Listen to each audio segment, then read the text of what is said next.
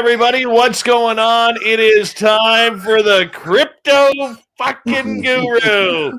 Yes, it's guru time, people. And my man, the myth, and the legend, Ronald Murphy, joins us once again. I got to tell people, we'll get into it in the show, but this man is literally my favorite interview of all time. We have had some incredible guests over the years, but the guru and I have grown up together. We really have in this field. And you guys, if you've never heard the guru speak before, I'll be honest, I'm taking full blame for the crypto guru nickname that is literally stuck for 5 years now. It has. It has. Like, he goes to conferences and other interviews. Everybody calls him the crypto guru now. And I'm so proud of that. Ron, you know what? We like to do a little thing here. We'd like to do a little rundown here of the listeners in our room so far. So that's what we're going to do, brother. We want to say we got Race Fan in the gold medal position, John Swan taking home the silver, and Trucker Andrew taking home the bronze medal tonight. There she is, the lovely and talented Cosmic Fleur. Jan Yannick is here. Welcome back, Jonathan.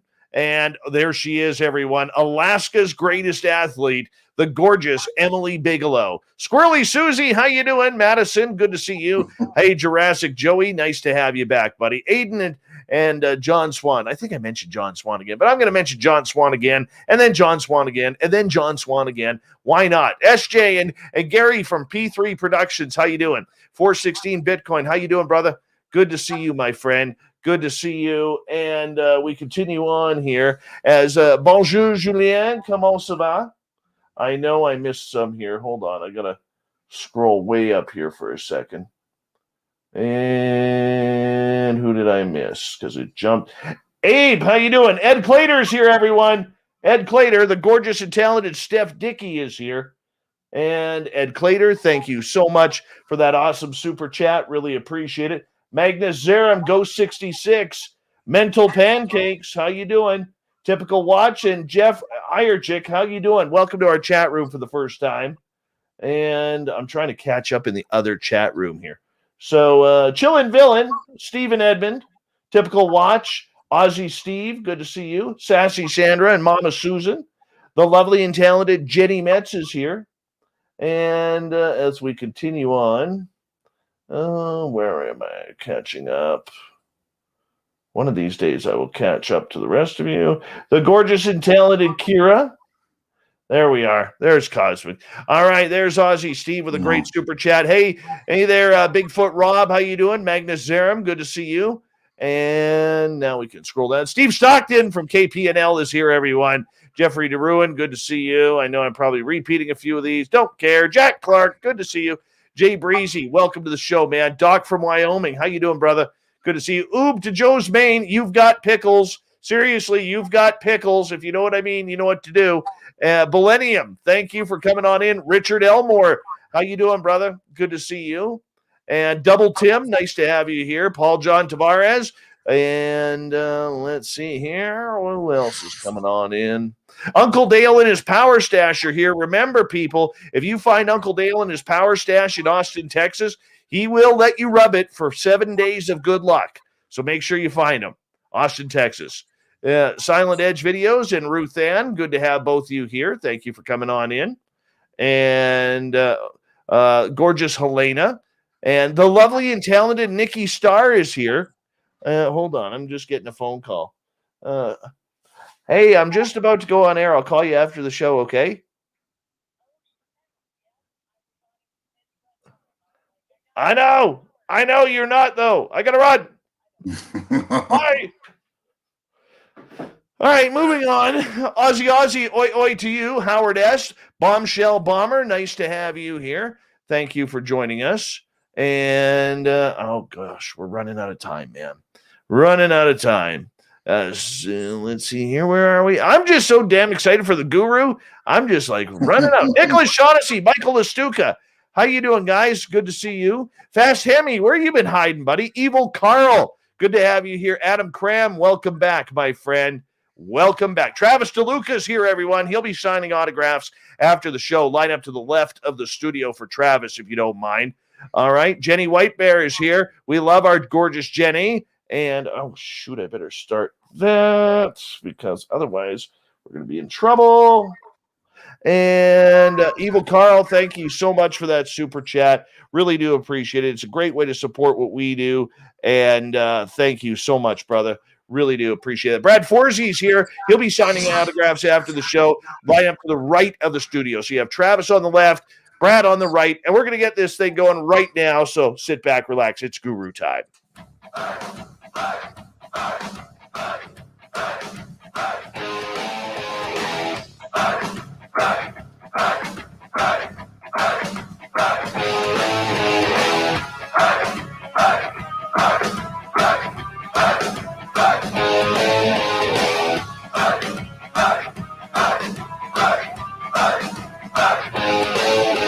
From the mountains of central British Columbia to you listening around the world, this, my friends, is Spaced Out Radio.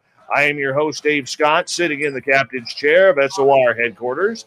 We welcome you to tonight's show on our terrestrial affiliates around North America, digitally on TalkStream Live, Revolution Radio, and KPNL. All of our archives are free by going to youtube.com/Spaced Out Radio.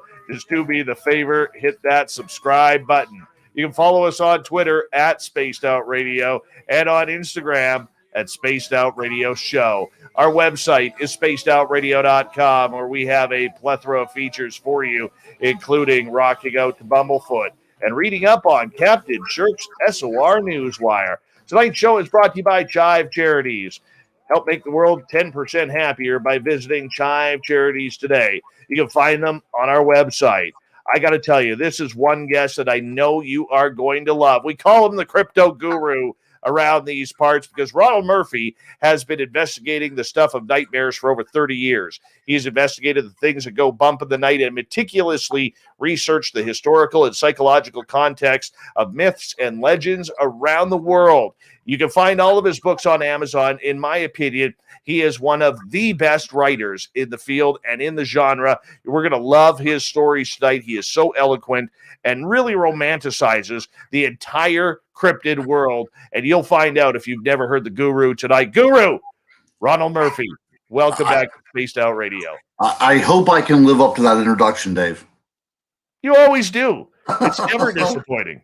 Yes, well, it's good to actually see you. This is the first time I've been on Spaced Out Radio with this particular format, and I like it. I like this a lot. Look, you have already people lining up, getting ready to listen to you tonight, Dave, and I can only say how honored I am to be a part of this. But this new format, going forward, man, you're going to rule the airwaves, man. Well, the tough part about it is I have a face for radio. You know what I'm saying? I don't know, man. I don't know. I think that that's not necessarily the case. I read the chicks' comments all the time. So I think you've got more than just the face for radio. I don't know. Well, we're going to leave it at that because you got one heck of a beard going on, Guru. I do. How about that? I kind of did it just for the show. Whenever you asked me to be on a couple weeks ago, I was going to get it trimmed up, and I thought, you know what? I'll bring the beard tonight. I'm happy about that. Very happy. For people who may not know who you are, because our audience is always growing, my friend. Oh, sure. How did you get involved in writing about the cryptid world? Okay, so yeah, it goes back, to my mom, who was a huge fan of the paranormal, UFOs, Bigfoot, and I was a child of the 70s. I grew up in Western Pennsylvania. So it was one of those things where we would listen to, instead of having podcasts back then, we used to listen to terrestrial radio. And a good friend of mine now, but he was an idol of mine whenever I was a kid, Stan Gordon, who was actually on your show not too long ago, as a matter of fact. He would appear on KDKA out of Pittsburgh, out of their terrestrial radio station, about one time a month. And my mom and I, we would listen to him on Saturday nights. He would do about a 2-hour program. He would talk about all the hot spots for Bigfoot and UFO sightings. And then the next day, my mom would take my brother and I out in the car, and we would kind of follow up on these reports and find out where these things were being seen. I grew up in a very small town that had really no publicity or any kind of claim to fame.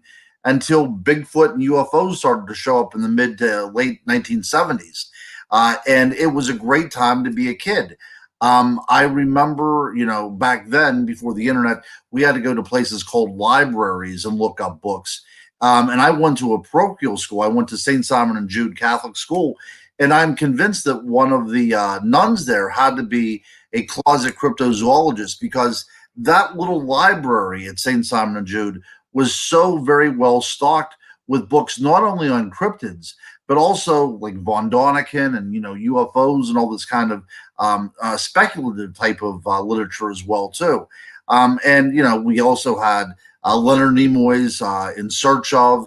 That's incredible. So it was a great time to be a kid. It was a good bonding experience for the family as well, too. And then I know that you and your listeners are going to find this hard to believe. But whenever I went to high school, women didn't necessarily find guys that believed in Bigfoot, attractive. Cool. So at that point, I kind of put that all on the back burner. But I still had this intense interest in it. And then I went to college. I went to University of Pittsburgh. And I remember taking an anthropology class, my very first year, Anthropology 101. And in one of the books, it was about the spread of Homo sapiens. And one of the chapters stated that, is it possible that Gigantopithecus lived up into historical periods, and that was the genesis for the myth of the Yeti? And I was like, a kid again. It was as if Bigfoot kind of opened up the door to the classroom and took a seat next to me and said, "Now what do you do with me?" And that's really the way I've approached this ever since. I look at it from an academic point of view. We should be discussing these kind of things from an academic point of view, because they mean something to us as a part of our culture, a part of our social identity. To think that these things might still be out there wandering around is of great interest to me as well, too. But yeah, that's really what got me started. My mom, the family bonding time, going out in the car and eating peanut butter sandwiches on a Sunday afternoon. For me, I never had that. Because I grew up in a five senses type of family. My mom was all about, the religion she used to have before she got married to my dad. And my dad was a real five senses guy, that if it didn't happen in front of him or on the ice or at the baseball diamond, it didn't exist. Yes. And so that's where I kind of, didn't have an opportunity to really look into this, even though I know that when there was a UFO show on or Unsolved Mysteries with Robert Stack, I was watching. Absolutely. I mean, if there's nothing more that could scare you as a kid than Robert Stack's voice, I mean, that is pretty much all you needed to be scared to death. That's a good point. I remember watching the introduction to that show to see if he would be talking about lake monsters or Bigfoot or what have you. And I was afraid just whenever he was talking about what the show was about, before he even got into the meat and potatoes of the show. You're absolutely correct. He scared the hell out of me. You know what? I remember as a kid being so disappointed, because you're like, right on, Unsolved Mysteries is on tonight. We're going to get ghosts. We're going to get murders, and monsters, and we're going to get, UFOs. And the next thing you know, it turned into another version of missing people. Oh, yeah. Like all of a sudden, it was always about disappearing people who were kidnapped, and if you've seen this person, please contact 911. And it's like, no, I'm not tuning in for that. Right. Or the lost loves. I remember there was quite a few about those as well, too. Two people that were, high school sweethearts, got separated through time, and they kind of like reconcile at the end. It started to go downhill greatly, and it turned its focus from all this great cryptozoological and paranormal stuff, and just became, your typical something that you would see on like the Hallmark Channel. But I'm glad that people are still producing shows like this. A lot of it's going now to live or to streaming services. A lot of it's online. They're taking it more and more off of the actual networks. But I think that we need to have an open forum out there to talk about this kind of stuff. And I'm glad to see it's still out there. Yeah, me too. And you have been someone who has been involved with television. You've done a lot of the conference circuit, especially on the East Coast. You have been on radio programs, documentaries, all over the place. What do you think from where you started when you were first on this show? Because a lot of people don't know we were actually your first ever interview. Yeah, absolutely. The first time I was ever on a show to discuss the paranormal, I had one book out, The Unexplained World of the Chestnut Ridge. And David, this is 6 years ago, right? Yeah, close to it. Yeah, this is before I even did any conferences or anything like that. And I remember I was scared to death. I think it was a 2-hour show. I don't remember anything even remotely like a chat room or anything. I think that I just came on and off we went. And we hit it off. And ever since we've been that kind of relationship, you know? No kidding. No Yeah. kidding. And my number one fan is here tonight. Oh, My number one fan, he's hiding. I'm going to keep his identity secret on our YouTube channel because he's in our YouTube chat. But number one, good to see you, buddy. Number one. very cool. I had to do that because I absolutely love him. And that says a lot too, though, Dave. You know, in order to get a fan base, look, these shows, these kind of paranormal podcast shows, pop up all the time. And in the time of COVID, when everything's shutting down, it's almost by necessity that I have to do a lot of these shows just because I, have to sell books because, I got to pay bills and everything. So I do a lot of these shows, but it really shows your staying power. And I give you all the credit in the world. It was shortly after I was on your program that I was invited to talk on Coast to Coast.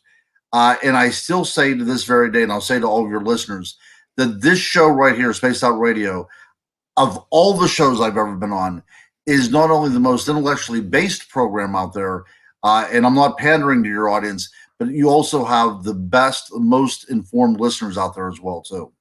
Yes, they are very, very smart and very, very intelligent as well. For you, my friend, you've done ghost hunting, you have done the tours, you've done all sorts of things out there, but your love is still monsters. Why did you choose monsters to focus on when you decided that you wanted to make this a career? Right. I don't know if you choose them as much as they choose you, It's one of those things where they are bigger than life. And whenever you get right down to the idea of investigating and pinning them down on the table, the closer you get to them, the bigger they become. They're just not flesh and blood. They are gods in some cultures. They're the personification of the natural world around you. They're the personification of feelings and emotions. So not only are these great big creatures out there, but they also mean something to so many different people in different ways as well. And I like that ambiguity to it. I like the idea that we could be looking for a Bigfoot or it could be looking for a Loch Ness Monster. And it's the same creature, but it means so much to so many different people.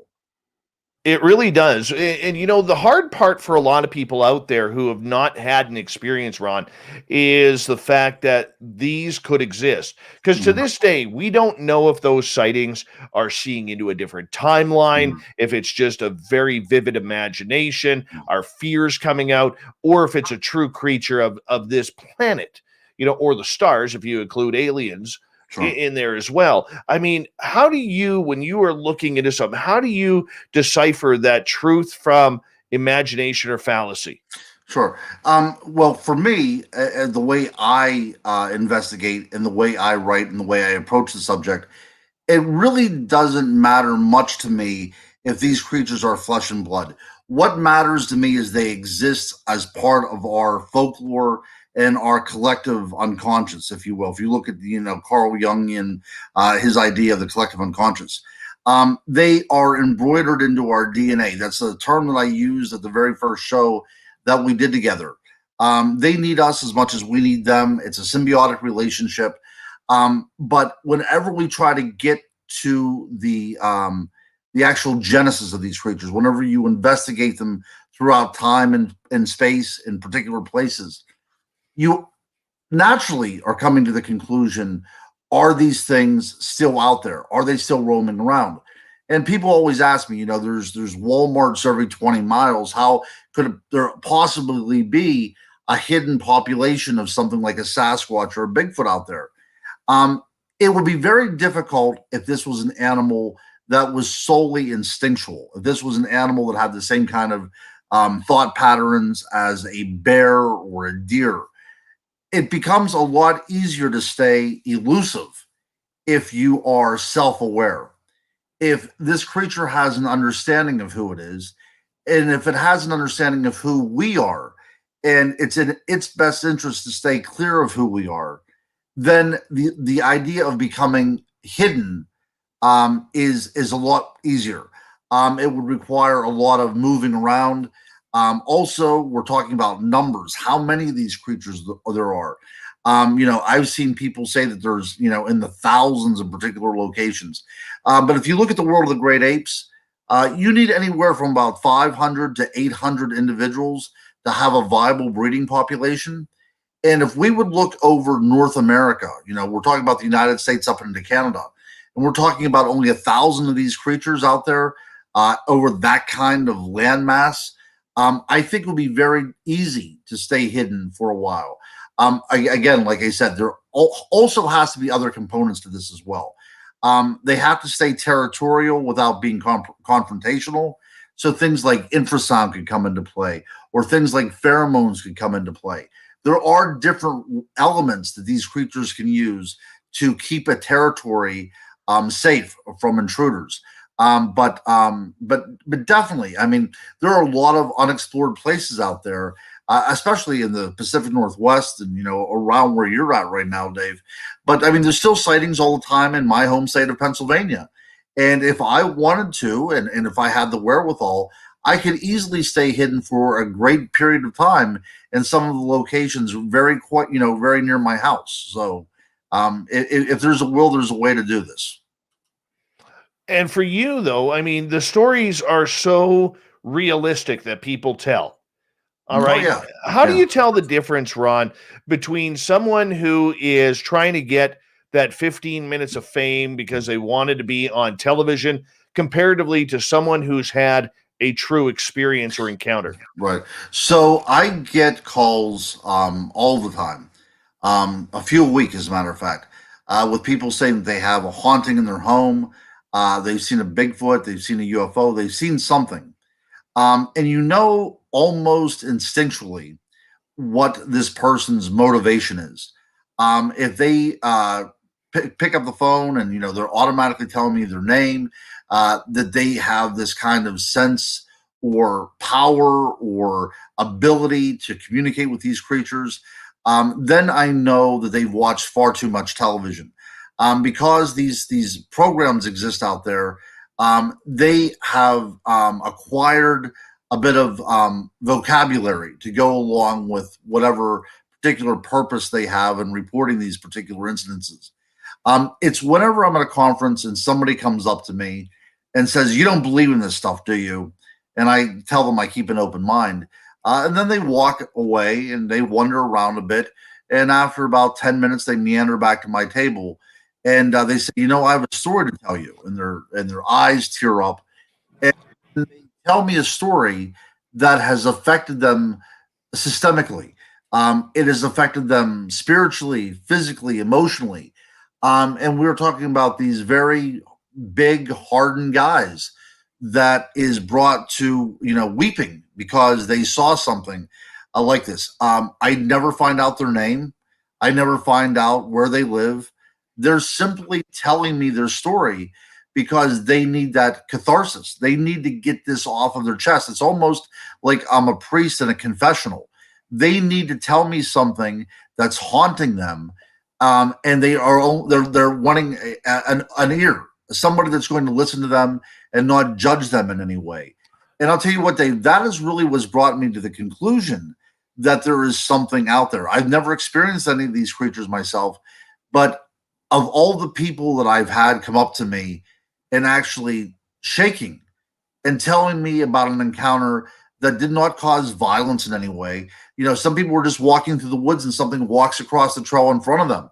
But that startled them so much, and that has impacted them so much as a human being, that they are having a difficult time now functioning because they cannot break it down, their experience. They cannot explain it themselves.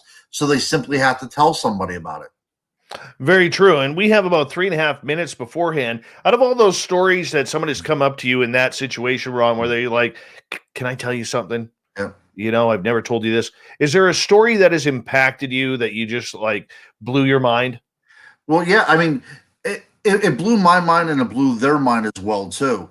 And this is an interesting story because these guys were going quad riding, four wheelers. I don't know if they have a particular name up in Canada, but they're on these quads, these four-wheel motorcycles, and there's about three guys, and they're going around a corner. And as they come around the corner, they have something there that they say is Bigfoot, about an 8-foot tall, hair-covered creature. So they kind of fishtail to a stop, and they're sitting there. They're startled. They have no idea what to do. But the creature does not run away. What happens is that it opens up this set of wings and takes off. Now, these people were flabbergasted by something like this. I'd never heard a story like this either. And I actually, then after hearing that story, I had other people follow up with other stories as well. This was on the Ohio-Pennsylvania border as well. So that was one of those things that was startling because you didn't expect that to happen. They certainly didn't expect that to happen. But that is really one of the most curious stories that I've ever heard that really kind of sent a shiver up my spine whenever I heard it as well. That is like my biggest thing, man, is going on those trails in the middle of the afternoon or in the evening and going around a corner and seeing something. And the thing is, when you're out in the wilderness, it doesn't matter whether you are here in British Columbia or you're in the woods of Pennsylvania or upstate New York or down in Arkansas, Oklahoma, wherever it may be. All right. You never know what's around that corner. That's right. And it's always something very exciting to take that corner, even if it's disappointment, because you can hype yourself up and you can get ready and you're like, all right, I can feel it. I can feel it. There's something just around this bend. And then you go around the bend, there's nothing. But the next bend you go around, all of a sudden there's something cool. That's right. It may not be a Bigfoot, but it might be a bear, a cougar. In my case, I had a couple weeks ago, I did the trail in the middle of the evening and just it was probably 7:30 at night. And there's a pack of wild horses, right? So you just never know when it's going to happen. And I think that bugs people because most of us, Ron, as we got a minute to go, are not prepared for the experience. They're not. Yeah, that's the whole thing. We think that we know everything about the world around us, right? We, in our infinite knowledge, know instinctually that there's no Bigfoot out there. There's nothing like that out there until we encounter it. And then once we encounter it, our entire belief system is shattered. Very true. Very true. And when it's shattered like that, Ron, how do we get it back? How do we bring it back to whom we are? We have shows like this. I mean, I'm being totally honest. The way that we get back to normalcy is the same way if you were shattered by some sort of trauma in life, is through therapy and with getting together with other people that have similar stories and show that you can go on. That's truly what it's about, Dave. It's about listening to people who are not there to make fun of you or to accuse you of lying. It's there just to have an open forum to listen about what's going on and how other people have perspective on this as well, too. All right, Guru, I'm going to get you to hold on right there because we are going to take a break here at the bottom of the hour. The Crypto Guru. It's Guru time with Ronald Murphy tonight. And we are always glad when the Guru blesses us and graces us with his presence. Monster Talk with the Guru coming up next.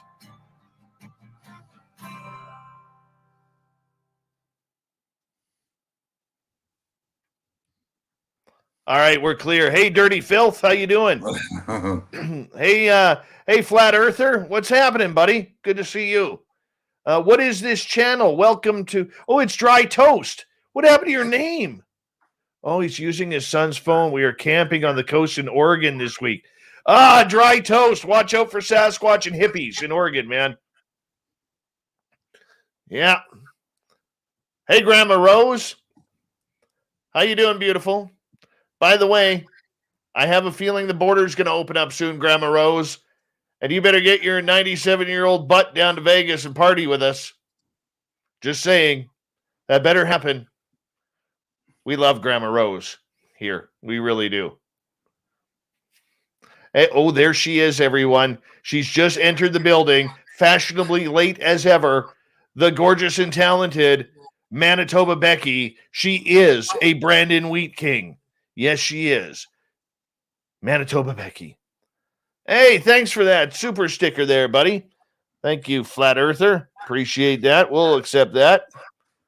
Much appreciated. All right, here, Flat Earther.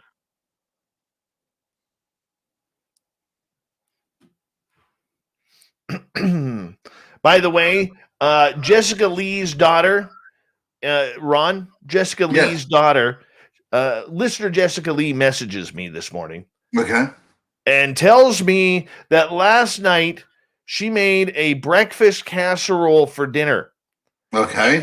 And her daughter, bless her soul, refused to eat it because she would not have breakfast for dinner. Yep. Yeah. Yeah. I can understand that. That's a beautiful child. I can understand that. That's a child that's going places in this world. That's right. That's right. She's not going to be at a business meeting and they're going to say, you know what? You want pancakes with that? Exactly. Yeah.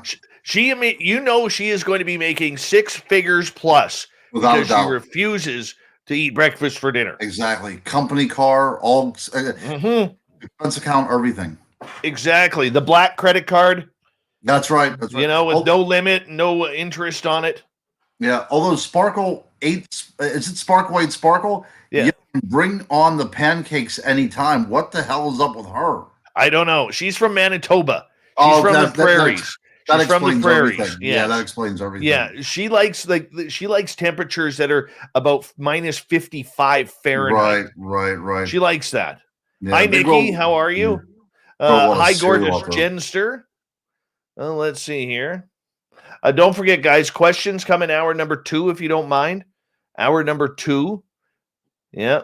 509.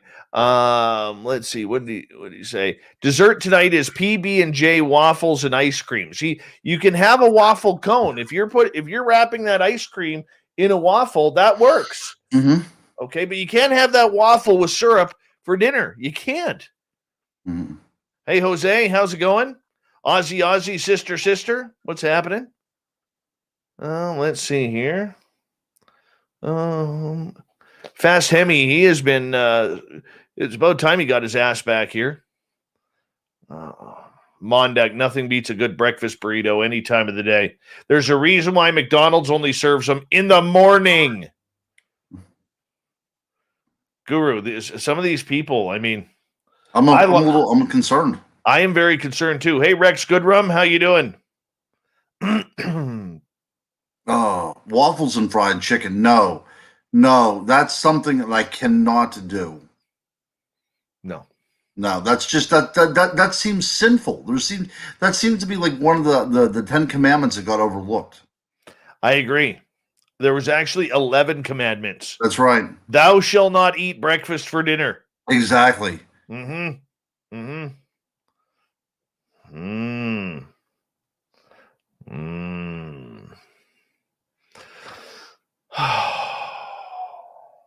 Let's see here. It's tough, man. Do you see me scrolling if I go up like this, or do you get your own? No, I got my own. I can do my own. Okay, cool. All right. Look at this Jose comment here. You two are so strange for not having breakfast for dinner. We're not strange. We just know the time schedule. Yes.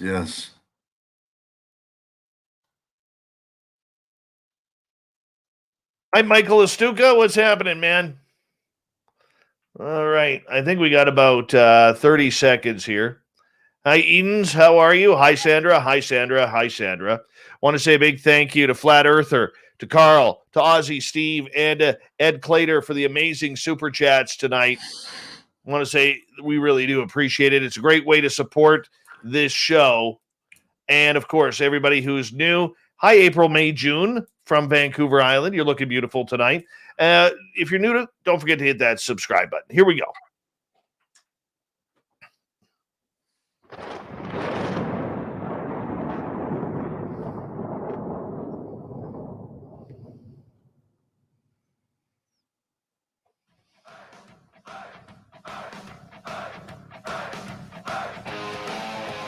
Second half hour of Spaced Out Radio is underway.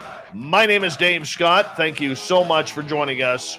Really do appreciate earning your listening ears. Want to remind you that if you missed portions of this show or others, check out our free archives by going to youtube.com/Spaced Out Radio. Just do me the favor, hit that subscribe button. Our website, spacedoutradio.com, where we have a plethora of features for you, including rocking out to Bumblefoot and reading up on Captain Shirk's SOR Newswire. Follow us on Twitter at Spaced Out Radio and on Instagram at Spaced Out Radio Show, whatever. Hey, the crypto guru Ronald Murphy is here. He comes in every couple of months. He'd come in more often, but let's face it, he's a busy guy. He works hard, he plays hard, and when he's not playing hard, he's out in the mountains looking for Sasquatch and every monster in between. You can find all his books on Amazon. Guru, welcome back. Oh, hey, great. Again, the night's flying by, isn't it? Half an hour already under. I know. Now, since the last time we talked, we had you on a few months ago. Mm-hmm. Have you had any encounters or really good stories cross your desk? Oh, actually, yeah, absolutely. These are going to be one of those ones that have a bit of a crossover, okay? Because it was a Bigfoot expedition that I was on, but something very strange happened towards the end. So I'll go ahead and tell you this one if that's okay. So there's a site very close to where I live that is part of the Army Corps of Engineers flood control land. So nobody lives there. There's only one way in and one way out, and that is the same way. So as an investigator, it's fantastic to go down to this area because there's really nobody that goes down there. And whenever people do go down there to hike around or to bike or whatever, they're few and far between. So if you go down there after 5 or 6 o'clock at night, you have this entire area to yourself. So I'll give you a little bit of background about what happened a couple years ago and why I keep on going back there.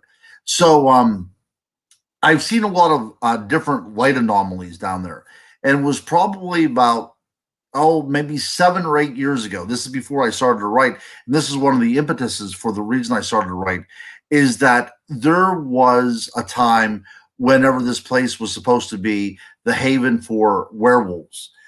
People had reported seeing them down there. Self-identifying people that call themselves werewolves said that they would go down there simply to stay away from civilized life. So I was down there one evening on an investigation with a buddy of mine, and we started experiencing a lot of very strange light anomalies.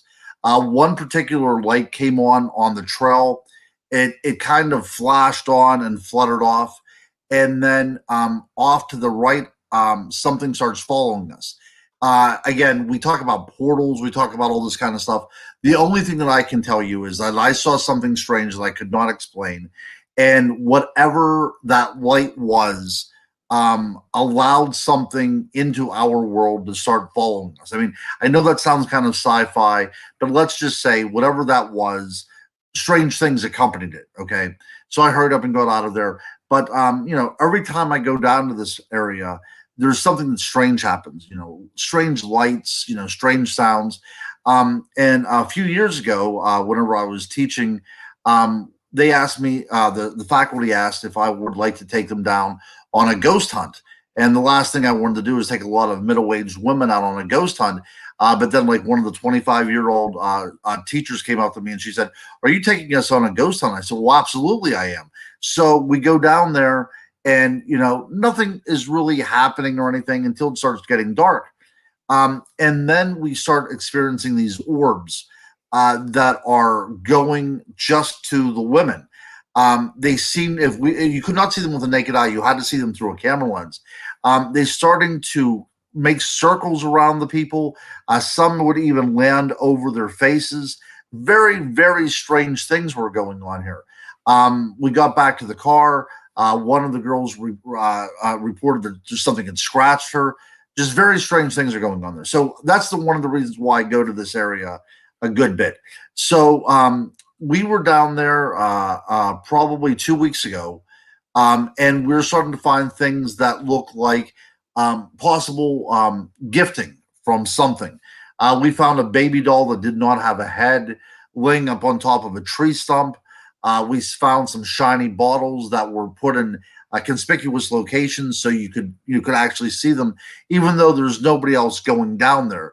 These artifacts, if you will, were presented as if they were meant for somebody to discover them. So as it was getting dark, it was time to get out of that location, and we had to start heading back to the road that leads to our car.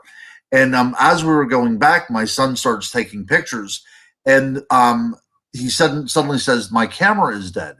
So he puts another battery pack in, starts taking pictures, and his camera dies again, like within minutes. He finally loads it up the third time. He starts taking pictures, and all of a sudden, there's all these orbs that are behind us. None of them are in front of us. They're all from behind us. And of course, I'm a little bit, I don't take orb activity all that greatly. It could be a lot of different things, but these pictures were at least odd. So as we start getting out back to where the trail leads, we see there's a fire burning in the woods. And I thought, well, this is unbelievable because you're not allowed to camp down here. I have no idea what could be going on. So as we get to the place, as we round the corner, we've discovered there is no fire, but the place where the fire seemed to be burning, 2 trees now were blocking our trail. Very, very strange. So we decided to stick around to see exactly what's going on. By this time, it's quite dark outside. We want to find out how these trees got there. And the trees were actually lifted up. We could see where they were broke at the base, and they were dragged so they would cover up the road. Now, the fire that was burning there was no trace of the fire or anything, no smell, nothing like that. But the fire was where these trees were uprooted from. Okay.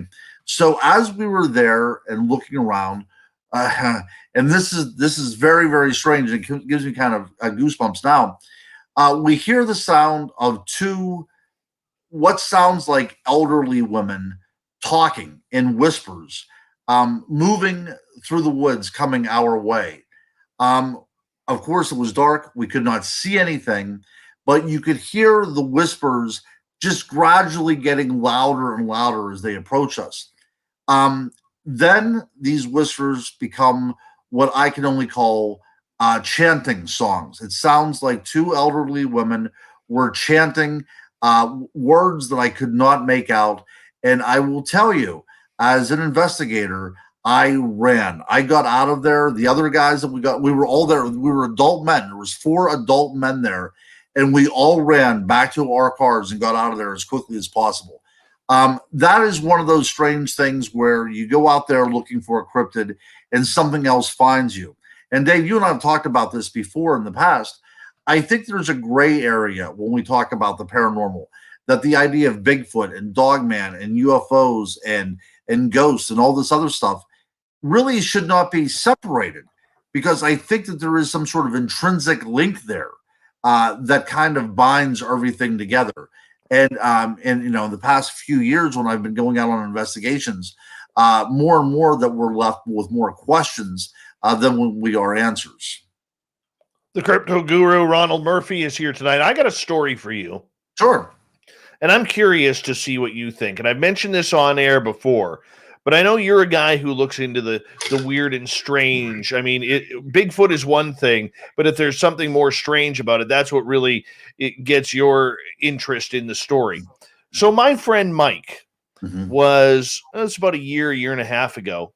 He was out hunting, and he goes into this gravel pit that is if you were to look at it, you have a trail that's kind of above the gravel pit, and then it kind of goes into the valley where the gravel pit is, and then from there, way in the back of the gravel pit, that's where the forest is.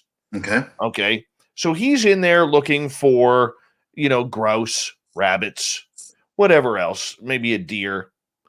And he's out of his car, he's looking around slowly, walking quietly, looking for any fresh type of footprints or tracks. And all of a sudden he hears my voice. Mhm. And it was me, even though I was about 20 minutes away working in the middle of the day. He hears my voice. Help me, Mike, help me. Come over here. Come help me. Come in here, please. Help me, help me. But it wasn't coming from a direction. It was coming from all around, Ron. Mhm.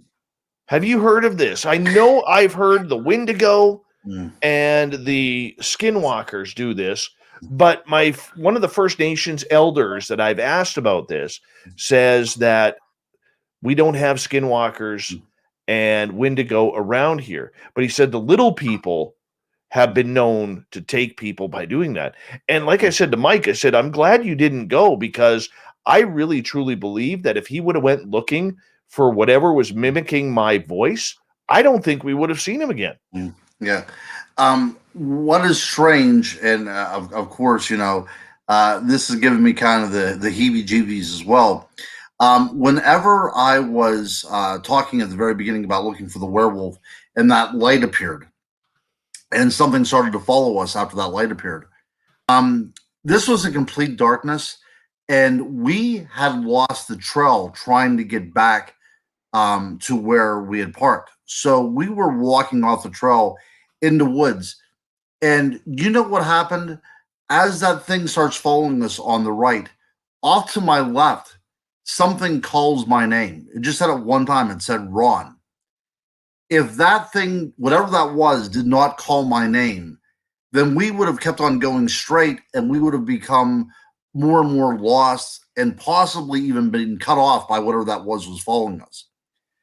Whatever said my name drew me off to the left to get us back onto the trail.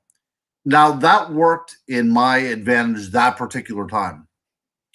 But I will tell you, I remember two very distinct instances, and both the times that I was hunting with my dad. I remember getting lost. Now, not lost to the point that people are going to have to come looking for me, but lost enough that I have my bearings a little off, and it's going to take me a way to find my way back. This has happened to me twice, and both times that it has happened to me, something has laughed at me. There was a giggle there. It sounded like a small child.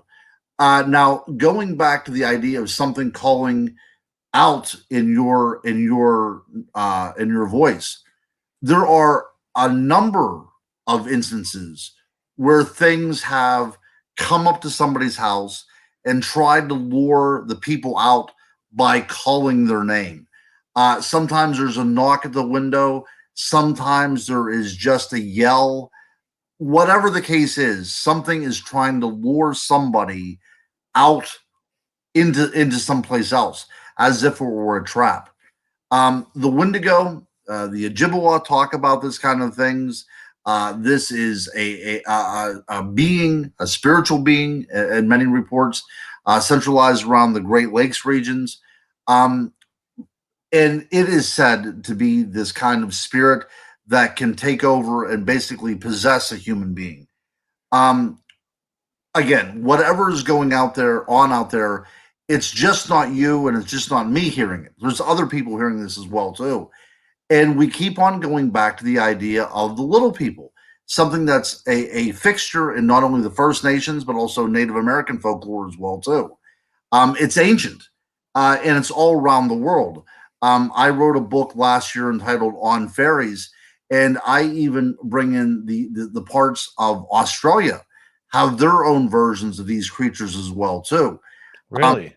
Yeah. It's just a part of the human psyche that there are creatures out there of diminutive size that can really do a lot of damage if we allow them. But yeah, if you would think about that, if your friend would have followed that voice, what is the next logical thing that would have happened? The mind reels whenever you think about something like that. Well, and that's what I said, Ron. I really don't think he would have returned. No, that's right. Look, a lot of people write, David Paulides, for instance, writes about, this missing 411, about how many people go out into the woods and they never return again. there's something to be said for that. I don't think that people go out there and just simply become lost and irrevocably can't get home. They fall and they twist their ankle or something happens. I'm trying to not think that this happens, but I'm almost led down that way to think there is something nefarious going on, that there is some sort of trickery going on in order to get a completely sane human being, a healthy human being, out of his element into a different element, if you will. And the forest to us, is pretty alien and pretty foreign to us, especially if we think there's other things going on in there as well too, in the shadows. So it leads me to believe that there are things out there to cause a chaos to the human being. And as a historian and looking at this from a historical angle, there are so many tales, not only in the Middle Ages, but through the Renaissance and through the Age of Enlightenment as well too, in places like England and Scotland, that have fairies that have taken people away, never to be seen again. That is part of the fairy lore, the fairy vernacular. But now we talk about that kind of stuff and we get laughed at. But there has been something that's been going on since time, began, since we human beings stepped into it, that is able to, extricate us from this world and deliver us someplace else. The crypto guru Ronald Murphy is with us tonight on Spaced Out Radio with the little people out there. Where are they living, Ron? I know there's stories up here from First Nations who will say that they live in the mountains, they live in the deep forest where nobody roams, and they have their own villages with little huts and everything. I mean, I hate to use this example, but it reminds me the explanation of Gulliver's Travels or the Smurfs or something along those lines. Yes. I think the Australians say it best. Their entity there is called the Wangina. And oftentimes it's represented as having these almond-shaped eyes like a gray and these very large bulbous heads with no nose and maybe just a slit for a mouth.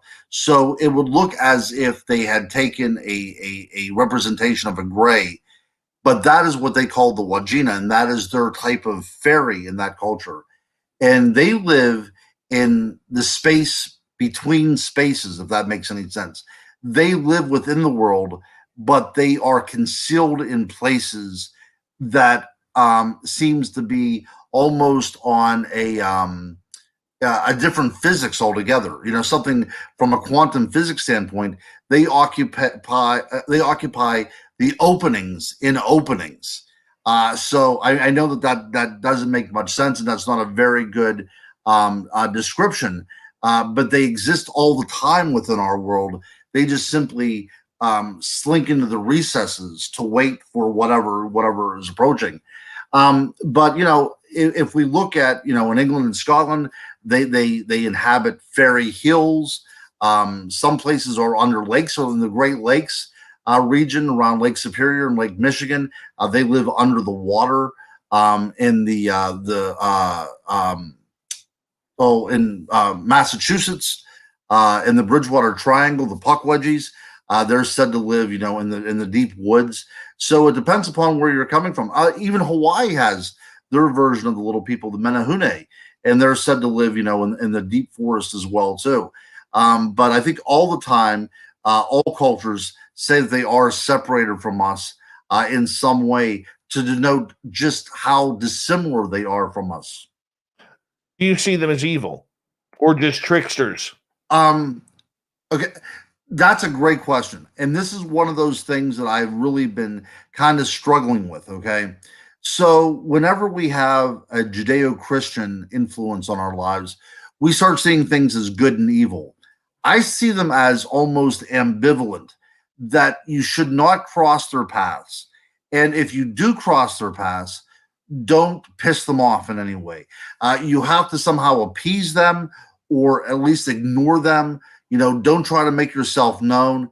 And it's one of those things where it's better not to have any kind of contact whatsoever. And if you do have contact, try to get yourself out of that as quickly as possible. But C.S. Lewis, the person that wrote The Lion, the Witch, and the Wardrobe, and the Chronicles of Narnia, He related at a time whenever he stayed at a house that was not only haunted by ghosts, but also by fairies. And he relates that the fairy hauntings were far worse than the ghost hauntings as well, too. So a lot of times we're getting all this kind of stuff confused. We talk about poltergeists or we talk about wood knocks in the forest. Those were all hallmarks of fairy activity. If you would have went into the woods, back in the Middle Ages, and you heard something striking a tree, you would assume that that was spirits in the woods, and your mind automatically didn't go to the realm of a Bigfoot type creature. Also, if you were all alone on a lane at night and you saw a light out in the middle of the field and something came and abducted you and took you into that opening, you wouldn't think aliens, you would think fairies as well too. So there's something that's been going on since we've been human beings, and it's still going on to this very day. And that's one of the reasons why I write books, because I'm trying to figure it out myself. Do you think that, I know the First Nations up here have a very healthy relationship, if we could call that, with the little people. Do you think that with that there's also a respect there not to upset them? Because the little people, once they get started, they will make your life a living hell until you appease them in some way. Right. Have you heard this? Yeah, absolutely. And you've hit the nail on the head, Dave. It's the respect and the reverence that these beings are shown by native populations. We don't have that. We, in the 21st century, have decided that we are going to step out of the natural vibration of the nature around us. Okay, that vibration is there. We are part of that vibration, but we've decided that we are no longer going to take part of that anymore. So we've stepped aside, and now we have, artificial lights, and we control all aspects of the world around us. But if we step outside of our civilization and go into the woods, it's immediate chaos. It's hard for us to operate within those realms. So think of it this way. Those beings that were out there since we were hunter-gatherers are still there, okay? They're still living within that same vibrational frequency, that same natural rhythm since time began. We are the ones that have stepped out and left that behind. So whenever we come into contact with these entities, with these elementals, with these creatures, we are disrupting that vibrational flow. We are upsetting that cosmic harmony, if you will. And I think that's really what throws things off. We're going in there and we are disrupting something that we were once part of, but now we have refused to accept. Guru, I'm going to get you to hold on right there, because we are going to go to break here at the top of the hour. 1 hour down, 1 hour to go. And Guru, one of the things I want to get into, and a few of our listeners have really wanted this topic for a long time, and I know you like it, sea monsters. No, absolutely. Absolutely. We got to get into sea monsters and some stories. We'll get the audience questions coming in for you in hour number 2 as well. The crypto guru, Ronald Murphy, is here tonight. You can find all of his books by going to Amazon. Check out Ronald L. Murphy Jr. I remembered that. Ronald L. Murphy Jr. He's one of the best. Check out his On series. There's like 400 books of On. I don't know. I know there's not that many, but it is one great series about anything and everything that deals with the cryptid world. The Guru continues with Sea Monsters right after this on Spaced Out Radio.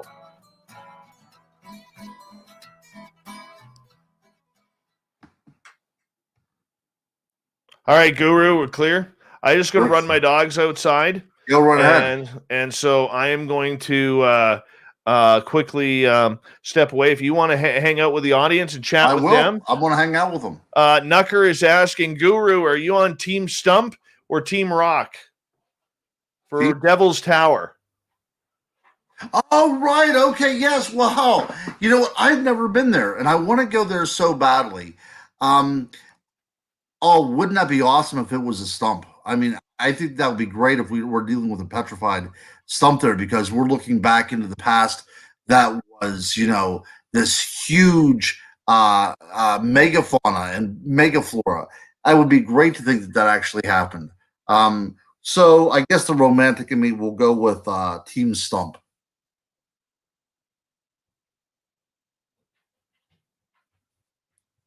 Yeah, and Kiera, yes, actually, I wrote a book on mermaids. That was my first book on the On series, was on mermaids.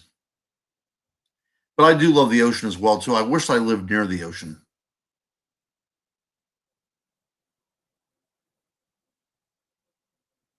Well, yeah, mermen, I suppose. Raffaella, I love Scotland. I actually got a chance to investigate the Grey Man up in Scotland, and I also did a lot of fairy research around Stirling, Scotland. And I love Stirling so much that my son is named Sterling, Stirling.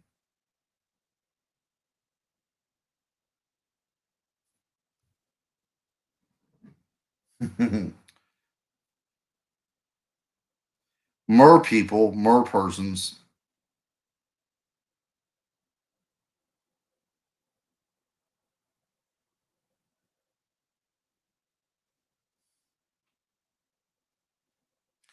My hockey team. Oh my goodness. Well, this is the home of the Pittsburgh Penguins. And I do like the idea of the Penguins. Who Jurassic Joey? Let's talk about the Megalodon. I do not think that you can have a serious talk about sea monsters without bringing up the Megalodon. Kara, are you in Pennsylvania? Because I think whenever we first came on, you said that this was your home state. I'm not sure if you're in Pennsylvania or not.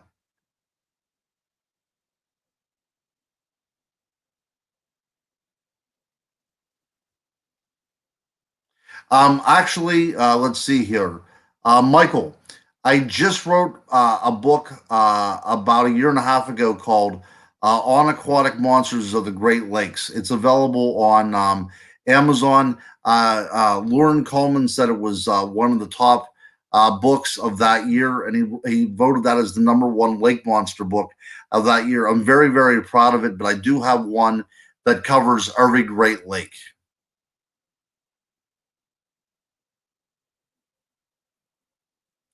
Oh, Go 66. Thank you. I'm glad that she likes it. The book, like I said, yes. And Jessica, yeah, I like the name Sterling as well too.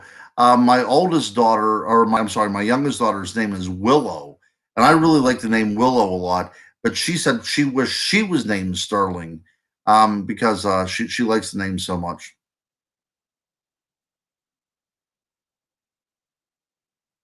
You know, Jeff, about Nebraska cryptids, you're always going to hear the idea about, the Bigfoot being, basically ubiquitous every place you go.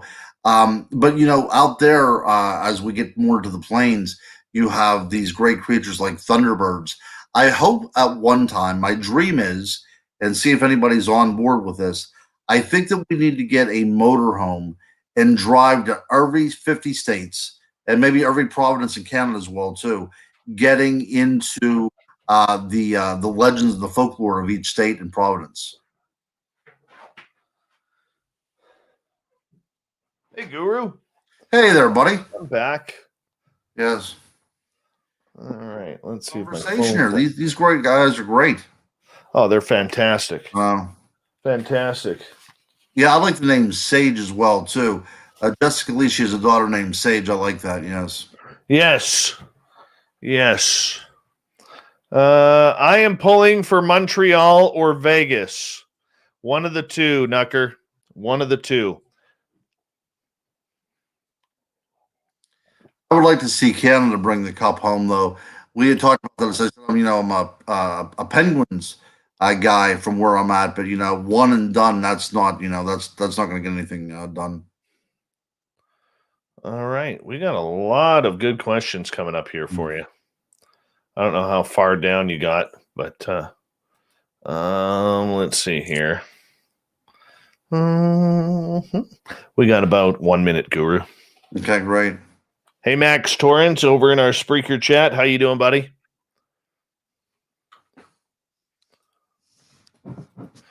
Um,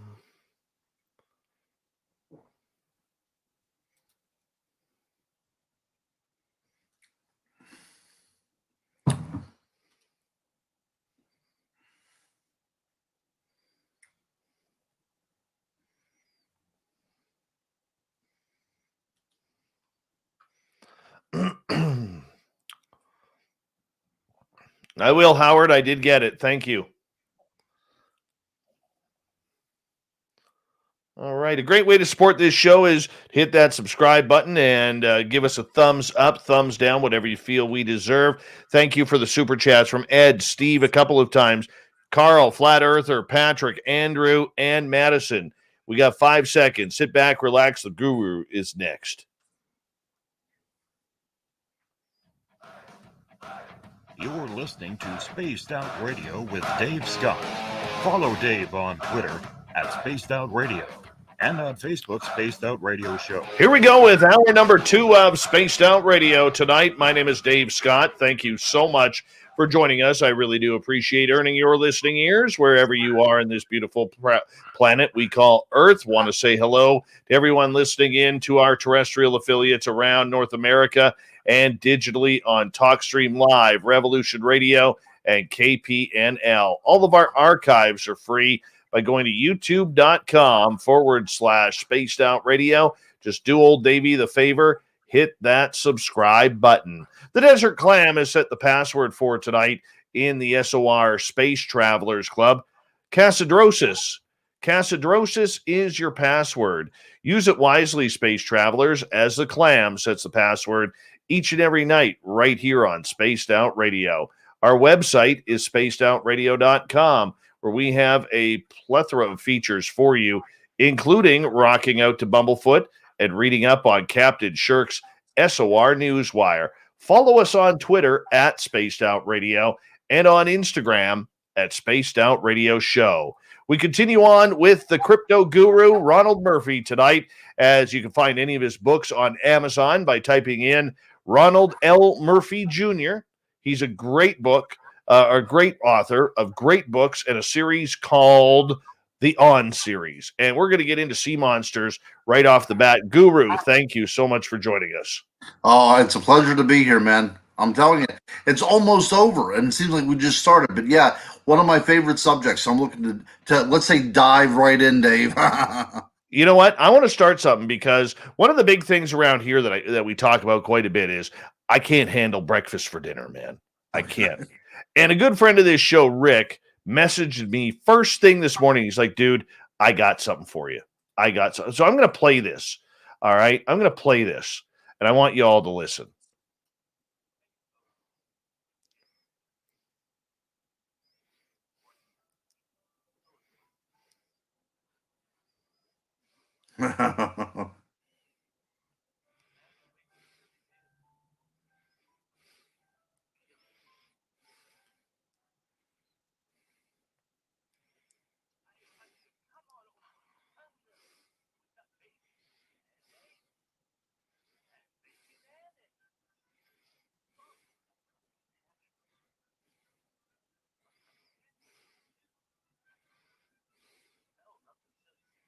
No.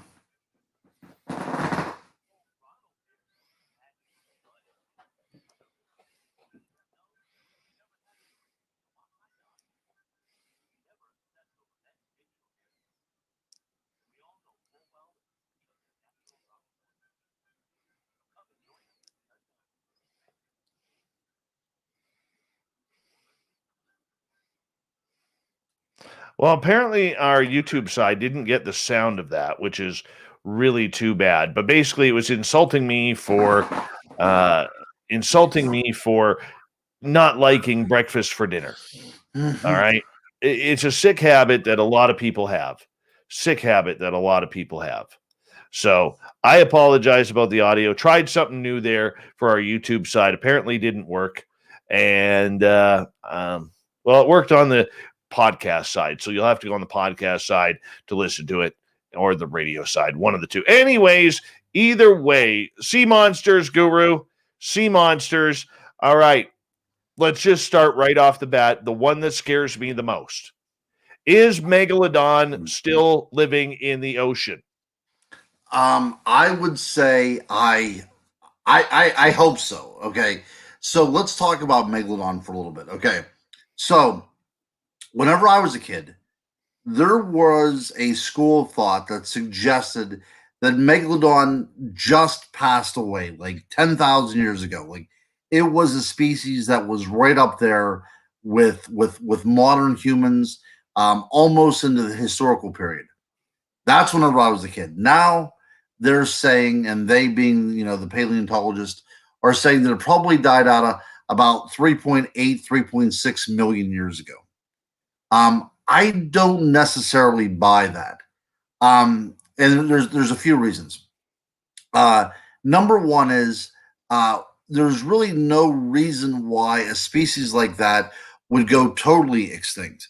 Of course, the great white shark, they're saying, covered that niche, that this shark was just far too big, that it kind of it grew beyond its place in the ocean.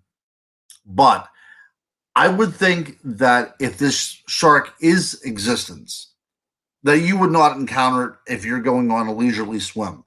I think at one time it was necessary that these were pelagic animals; these were open water animals. But I would think as the environment changes, as the atmosphere changes and the climate changes, that they would necessarily have to become abyssal creatures. I think they would have to dive pretty far down to find the food there. And we're talking about food like giant squid. So we're talking about anywhere from half a mile to maybe a mile or 2 miles under the water, and quite possibly, 7 miles deep as well. But there is enough food down there. The sperm whale will go down as far as a few miles to hunt the giant squid, the Architeuthis. So I think that a megalodon could exist in those particular climes, eating a diet of squid and whales that have come down. I don't think they are completely 100% extinct. I think that they have went through a lot of adaptation, but I'm hoping that they are still out there. I really don't see why the entire species should have went completely extinct. Megalodon has always frightened me too. I remember the first time I was at the ocean, and we arrived at the ocean. It was after dark, and my mom took us out on the beach again. The mom that got me started on this, and she said, "Can you imagine what might be prowling around out there?" Because at night, whenever you're there on the beach, you can see a little bit of glinting of the waves as they come rolling in, but you really don't know what is cruising out there in that darkness. And that might be the time of the megalodon. That might be the time that it comes out of those very deep, dark holes that it resides in, and then hunts, in the more shallow waters. But I sure hope that something's out there. But again, Dave, that scares the hell out of me too, buddy. Well, I keep thinking back to probably 10 years ago or so now.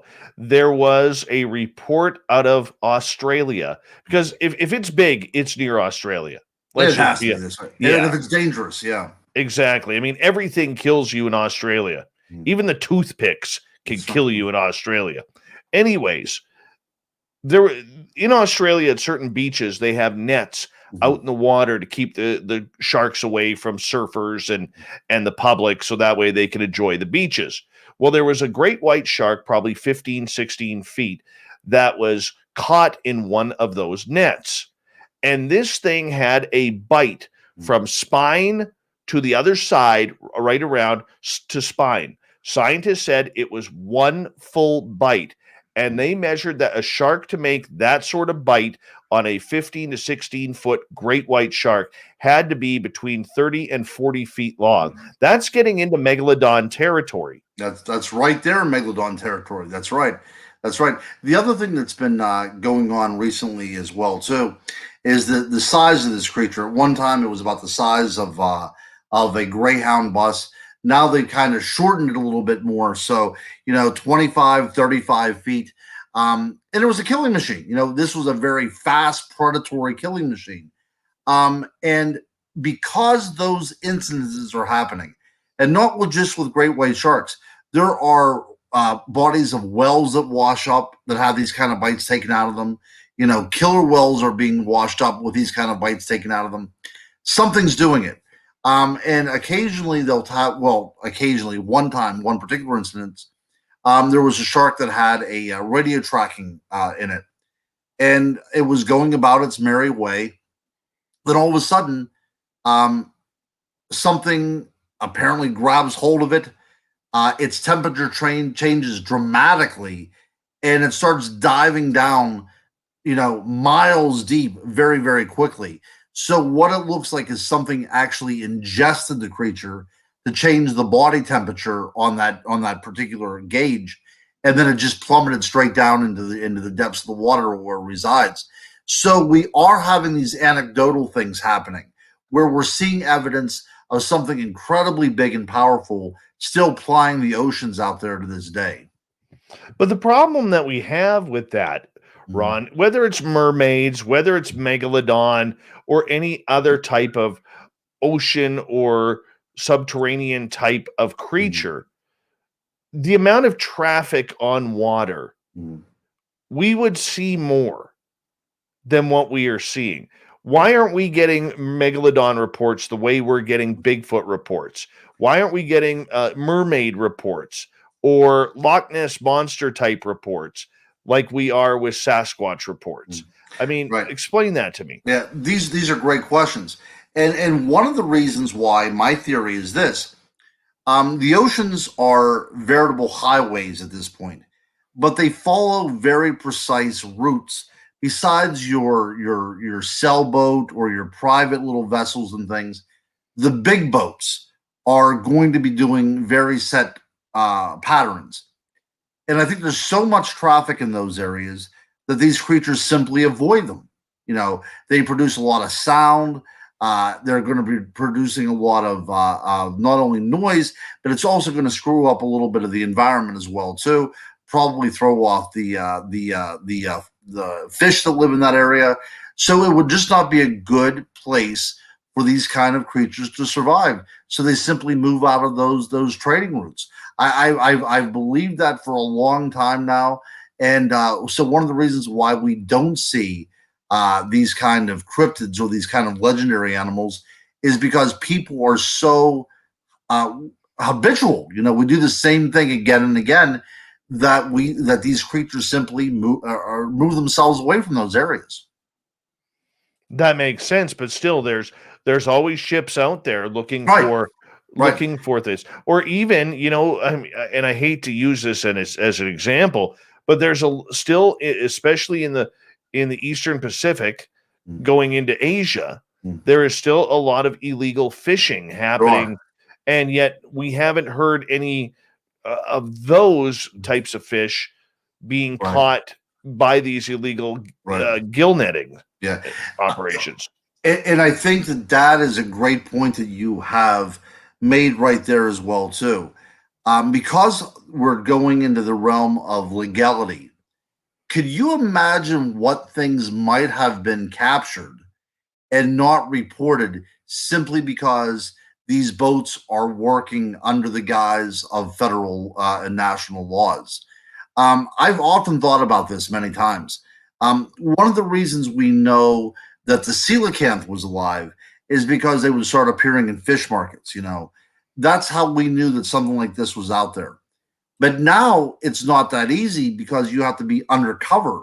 So a lot of very, exciting finds may have been tossed overboard because of the legality associated with it. And they know that nobody's going to buy this. I mean, they're out there looking for tuna. They're out there looking for shrimp. They're out there looking for money fish. So very many things are probably hidden or not reported. But I do think, Dave, that out there on these ships, there are people witnessing things that aren't reported. And every now and then we do hear some things that trickle by saying that people saw unbelievably large sharks and such. All right, well, let's go into the North American waters, because right across this beautiful continent, we have a plethora of sea monsters that are out there, from the Cadborosaurus on the west coast to Ogopogo to the legends of sea monsters of Lake Superior and the rest of the Great Lakes, to the Witch of November when she starts blowing. Of course, Gordon Lightfoot made that famous, to Champ in Lake Champlain. I mean, these sea monsters are everywhere, my friend. Everywhere. Yeah. And what's so interesting about this, The caddy notwithstanding, is when we talk about the lakes, when we talk about Lake Champlain, or we talk about Loch Ness, or we talk about Superior, all these lakes were made about 14,000 years ago, all at the same time, or roughly around the same time, the same geological time. It's whenever the ice age, whenever the glaciers started to retreat and they scoured out the land. Now, what's also interesting about these lakes, and we're talking about the classic lakes, is that we know that they were actually filled with ocean water as well too. As the glaciers retreated, ocean water comes spilling in, and they become a repository for this kind of inland seas. We know that this happened in Vermont at Lake Champlain because there has been a whale fossil that was found along the shores of Lake Champlain. So we know that the ocean did rush in. So is it possible that 14,000 years ago, there were still remnant populations of aquatic reptiles swimming about the shorelines that were brought in with these waters? Now, we would go to Devon, England, to this very day. That is where the plesiosaur was discovered. And a lot of plesiosaurs were discovered in that particular strata in Devon, England. So we know that they were abundant in those kind of shallow seas. Now, again, we are asking for a conjecture here.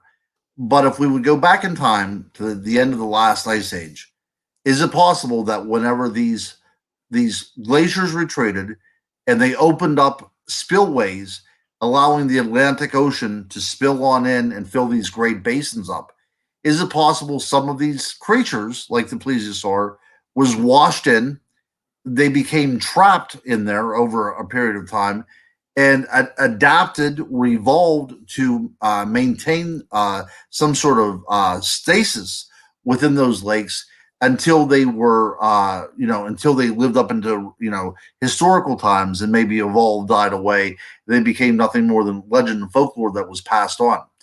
My theory is that is what's happened. Because we know that there was a whale in Lake Champlain 14,000 years ago, leads me to believe that there were other ocean creatures that were brought into these lakes around the world.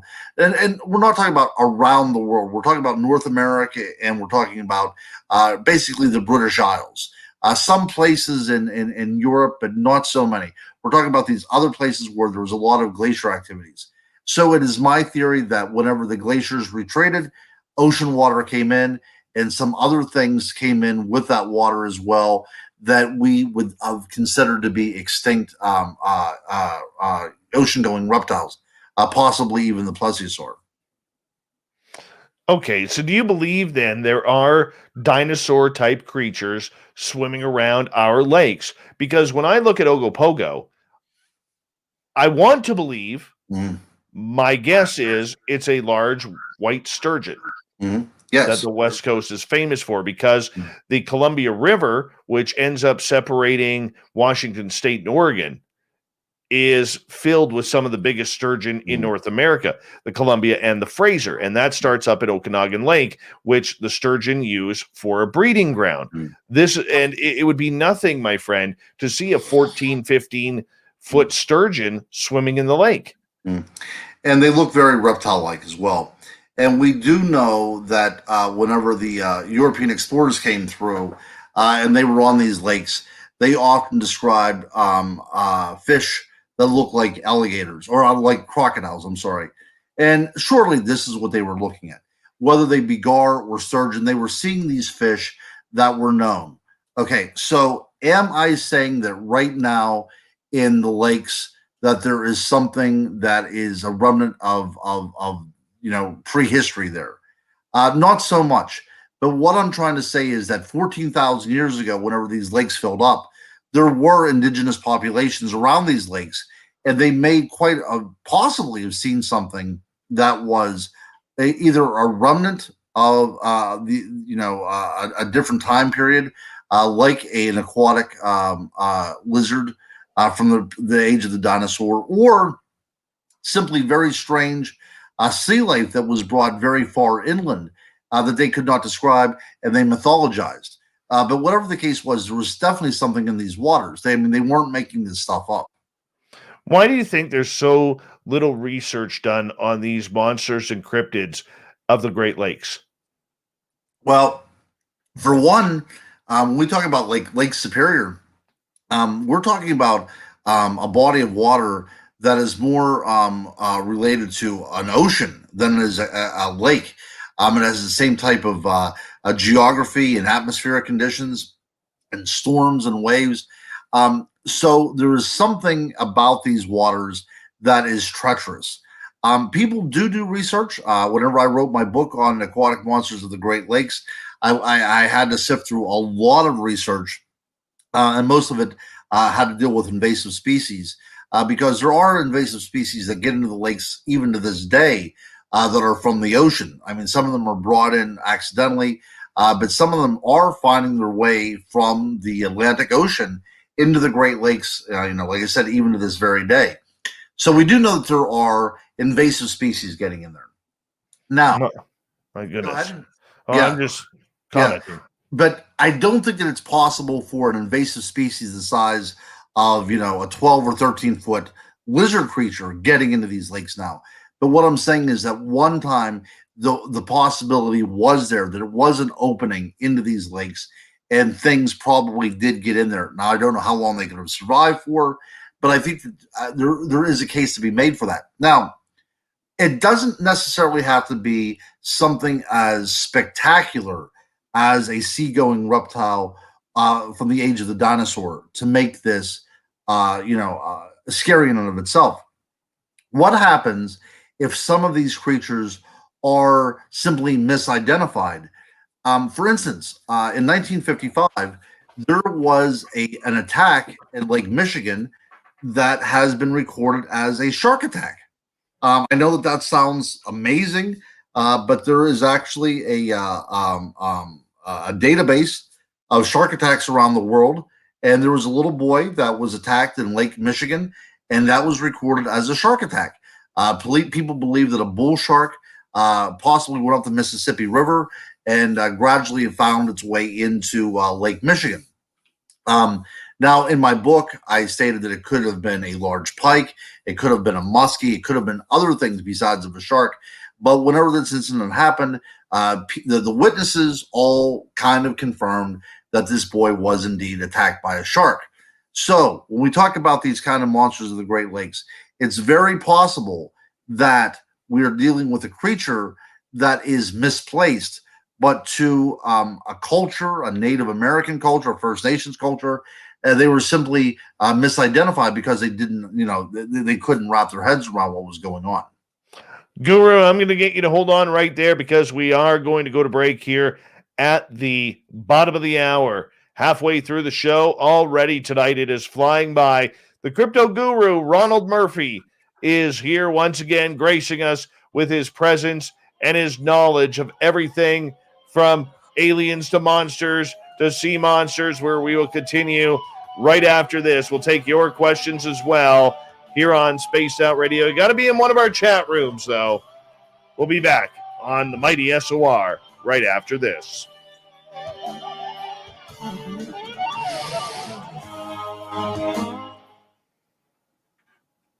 What time do you got to be up tomorrow? I can go as late as you want me to. Let's go the distance, buddy. We can do the distance. We can go the distance. I was going to bring that up about Jaws, based upon that in Toms River, New Jersey.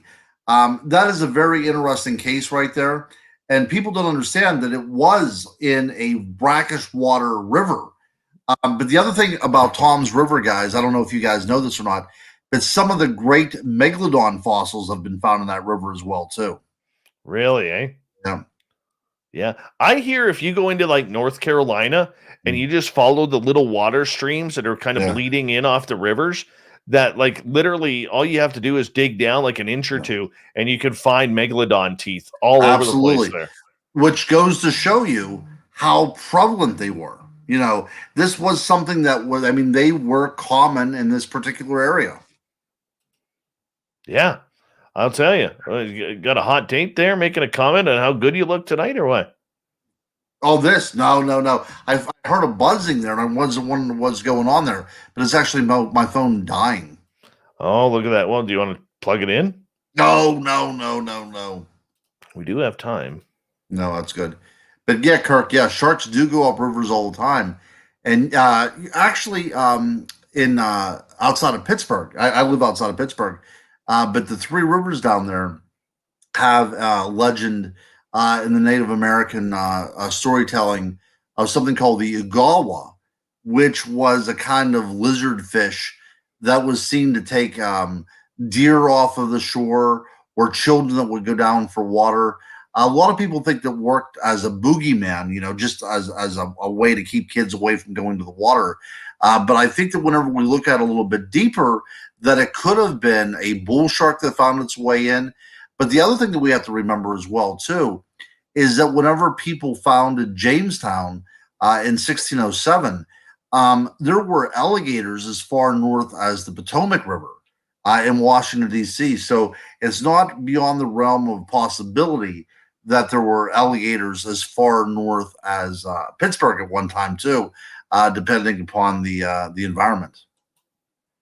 Interesting. Mm. I never knew that. God, that East Coast, it's got everything. It does. It's a strange place. I don't get it. I don't get it.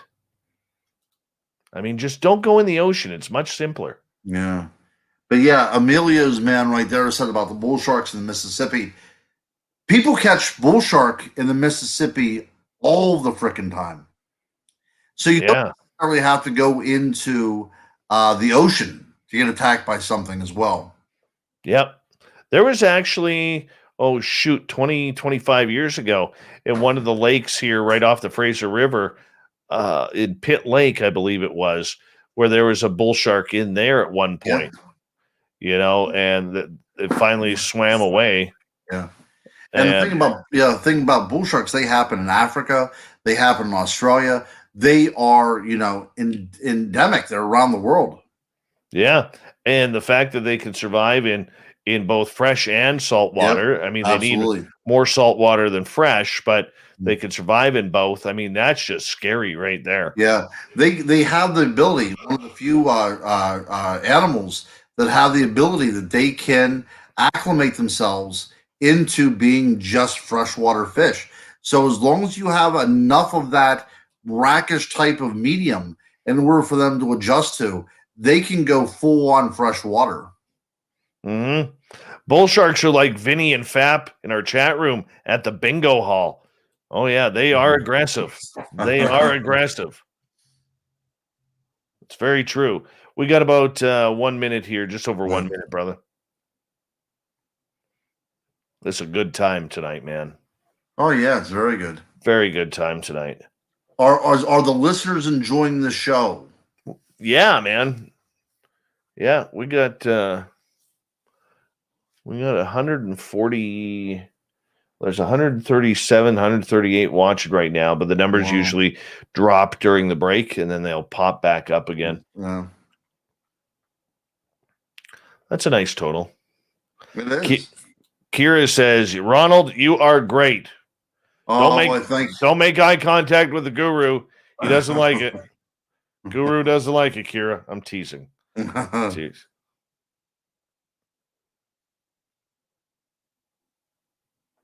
All right, buddy. We got 25 seconds. Big thank you to Vinster, to Grendel, Madison, Ozzy Steve ×2, Andrew, Patrick, Flat Earther, Carl, and Ed Clater for the great super chats tonight. Thank you so much for the love, support. Thank you to everybody who has hit that subscribe button tonight. If you're new, we appreciate it. We're going to get going in 5 seconds. Here we go, everyone. Sit back.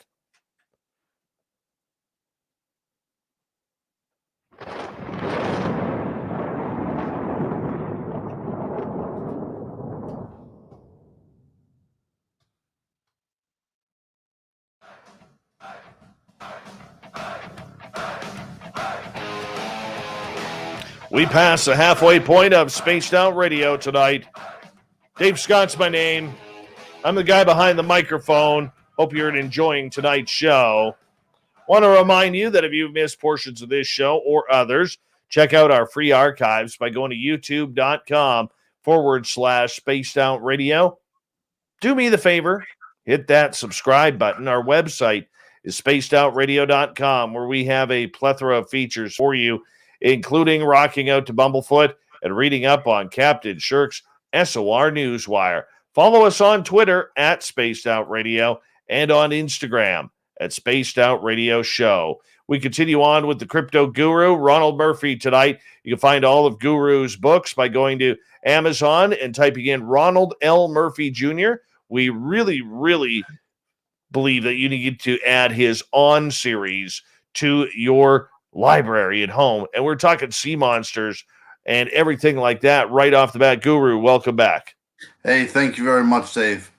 I'm excited, man, to keep this talk going. Yeah, let's do it, man. Let's do it. Okay, we've talked about, the potential of dinosaurs going around. And I want to put a caveat on that because I was talking to a couple of other cryptid investigators the last couple of weeks, Ron, and they keep saying that all of these little mini dinosaurs, like mini raptors, mini Tyrannosaurus rexes, and other things seem to be popping up in that Texas, Arizona, New Mexico, Oklahoma, Arkansas type of area. Are you hearing this as well? I am. Absolutely. I'm hearing a lot of this kind of stuff. And actually, it's been going on for probably about, I would say 15 years. There have been reports coming out slowly at first, but now with the internet, things are spread so much more widely. What do you think is going on there, Dave? I don't believe it. I want to. I want to, but when you hear people saying they were chased by, little 2 to 3 foot Velociraptors, I mean, to me, that sounds like an iguana that's running on its back feet. Right. What it sounds like to me is what is going on in a lot of those states. The people are starting to raise things like ostriches and emus for either for food or for materials, feathers or their hide. And my thing is that because these states are so conducive to the environment to allow a bird like that to survive outside of captivity, that 1 or 2 of these birds have gotten out, and that is giving rise to these tales of dinosaurs. Because you would think if you're driving down a road at night and something crosses your path, like an emu or a young ostrich, especially in the front of your headlights, that kind of fleeting moment, you're going to see a dinosaur. I truly believe that. That's the way your mind is going to think. But I think that these are misidentified things. I would love there to be dinosaurs around, my friend. You have no idea how much I would love for that to happen. But I have to go out and say that I do not believe that people are seeing dinosaurs in Mexico, or in Texas, or any of those Southwest states at all. What about the fact that there may be these ropens still flying around? Yeah, that happens all the time, even in my state. Even in Pennsylvania, people are talking about seeing these pterosaurs, these flying reptiles. The whole problem with flying reptiles is that they are indeed reptiles. And our winters get quite cold. Are they migrating? Are they passing through? Possibly. Reptiles would also have to eat. So you would see them feeding as well, too. And again, I would love for these things to exist. But whenever it comes to those particular creatures, I think that it's people witnessing like a sandhill crane or, a green or blue heron, or possibly even an osprey, a peregrine falcon, something that's misidentified. Okay, well, let me throw this one at you then. The Thunderbird. Yes. I know you're a big fan of this one because you love the Thunderbird. I don't see this as being something that exists. I really, really don't. I want to, but I just cannot believe for a fact, my friend, that there would be a 40-foot bird out there that could literally not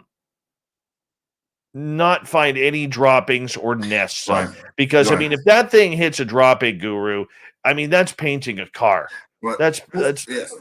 Well, so whenever I do my talks, I bring that up as well too. I said, if this creature was flesh and blood, and it decided that it was going to dropping on your Prius, you would not have a Prius left anymore. Your windshield will be smashed in and everything else. Nobody is walking through the woods and finding an 11-foot feather either. Nobody's finding anything. Nobody's stumbling upon a nest that's the size of a house with, a 6-foot piece of eggshell in it. Nobody's finding this stuff. My theory is this. For the Thunderbird, you have to find an analogy in nature. And we did have one. Up into the Pleistocene, we had something called the Argentavis magnificens. This was a large condor, very wide wingspan. It would have appeared like a living plane out there. Now, people say that they died sometime maybe 1 million years ago. But the Pleistocene, it's possible that they lived at least long enough for Native Americans to witness them. And we know that they were in North and South America. So could you imagine coming across on the Bering Strait? You're now entering a world, we're talking about 35,000 years ago. And then all of a sudden, in this new world that you live in, there is a giant condor. Now, it makes sense that they call it a Thunderbird because something that size needs to have thermal waves to keep it up, to keep it afloat. So one of the things that would happen is it would ride thermals like you would find in storms. So whenever you would see this bird, it would be analogous. The analogy that you would make is this is a Thunderbird because pretty soon you're going to start hearing thundering and lightning because it's riding in on these storm thermals. I do believe wholeheartedly that these were once flesh and blood animals that became part of our indigenous mythology and now is with us to this day, but they are no longer surviving. I'm going to throw a caveat at you here, though. Okay, would it be possible that people who have these encounters with Thunderbirds, that maybe it's a timeline crossing over, or they're actually seeing a vision of the past? Yeah, absolutely. And then that a lot of people talk about that as well. I've interviewed a couple people for my book because in my area, the Chestnut Ridge, there's a lot of people that have Thunderbird sightings. There was just a few sightings not too long ago, about 15 miles from where I live. And they swear that they saw this creature. And they all report this very peculiar kind of tell that forms like a fan almost.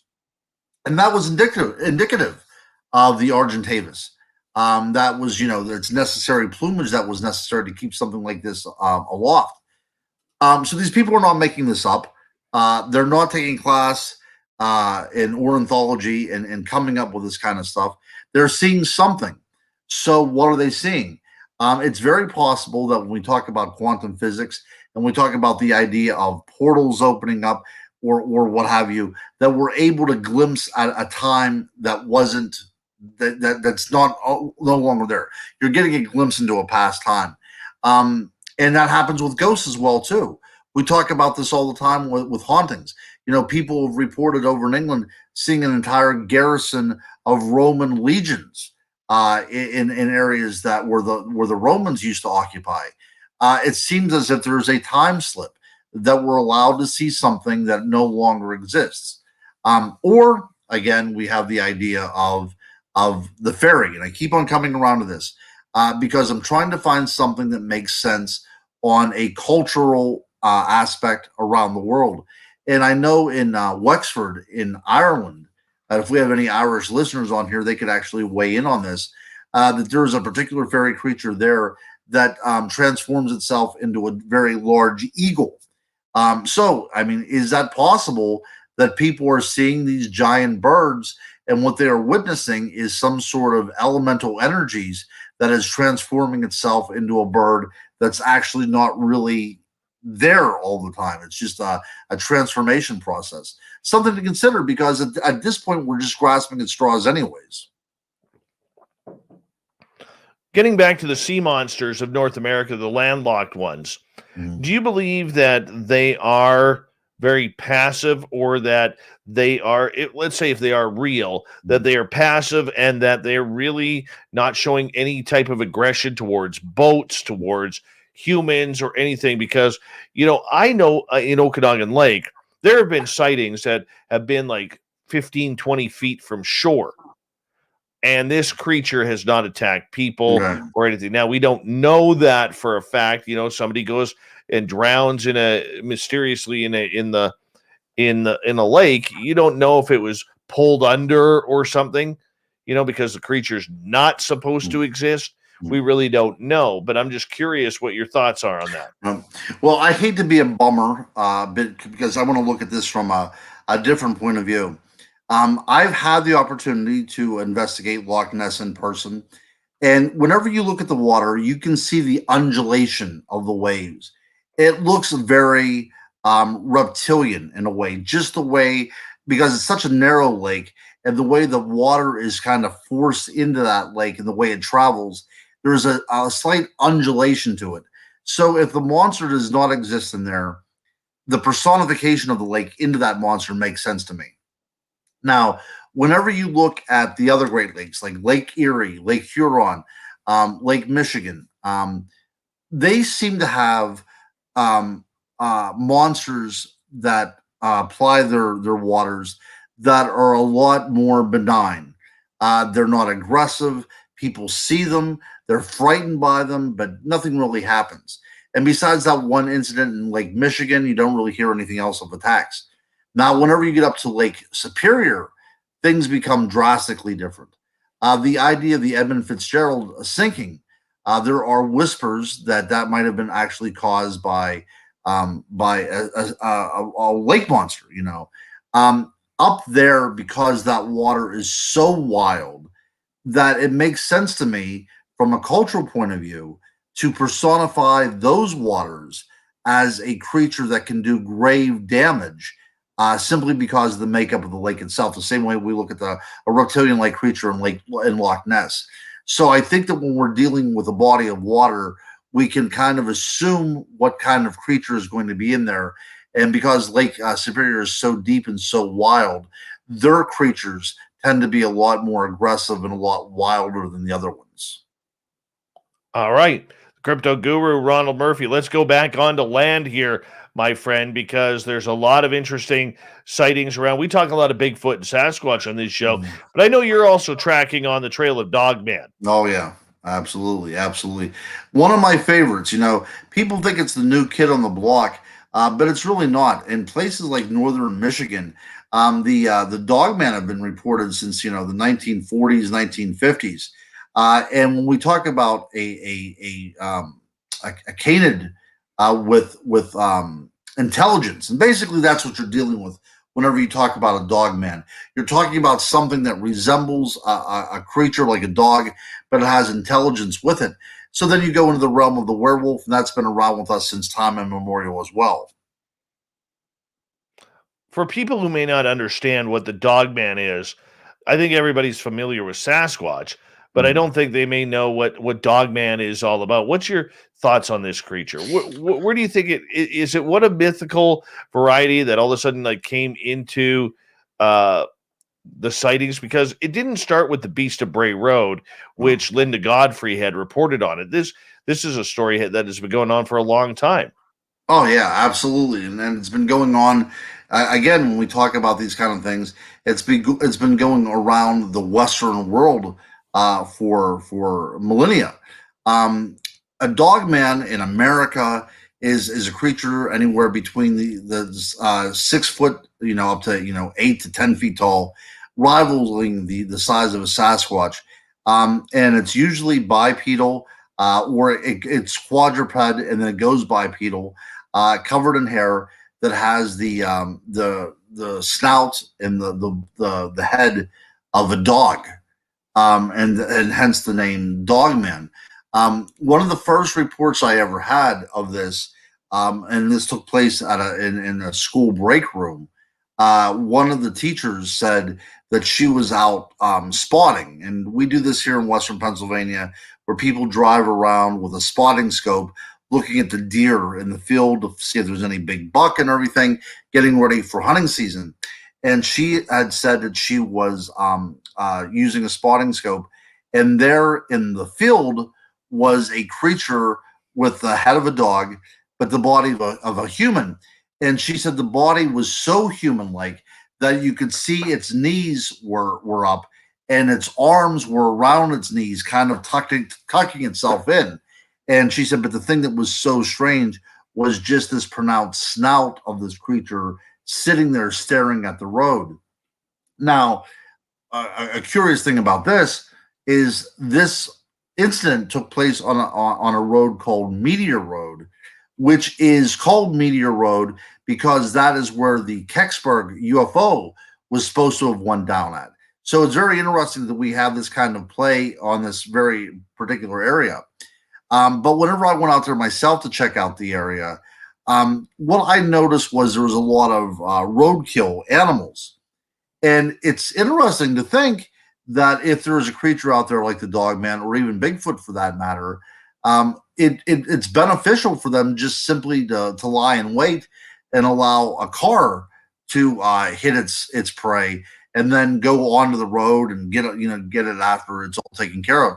So that may be what these people had witnessed, that there was a creature there sitting in a field, just sitting there all hunched together, intently watching the road, probably in case something gets in.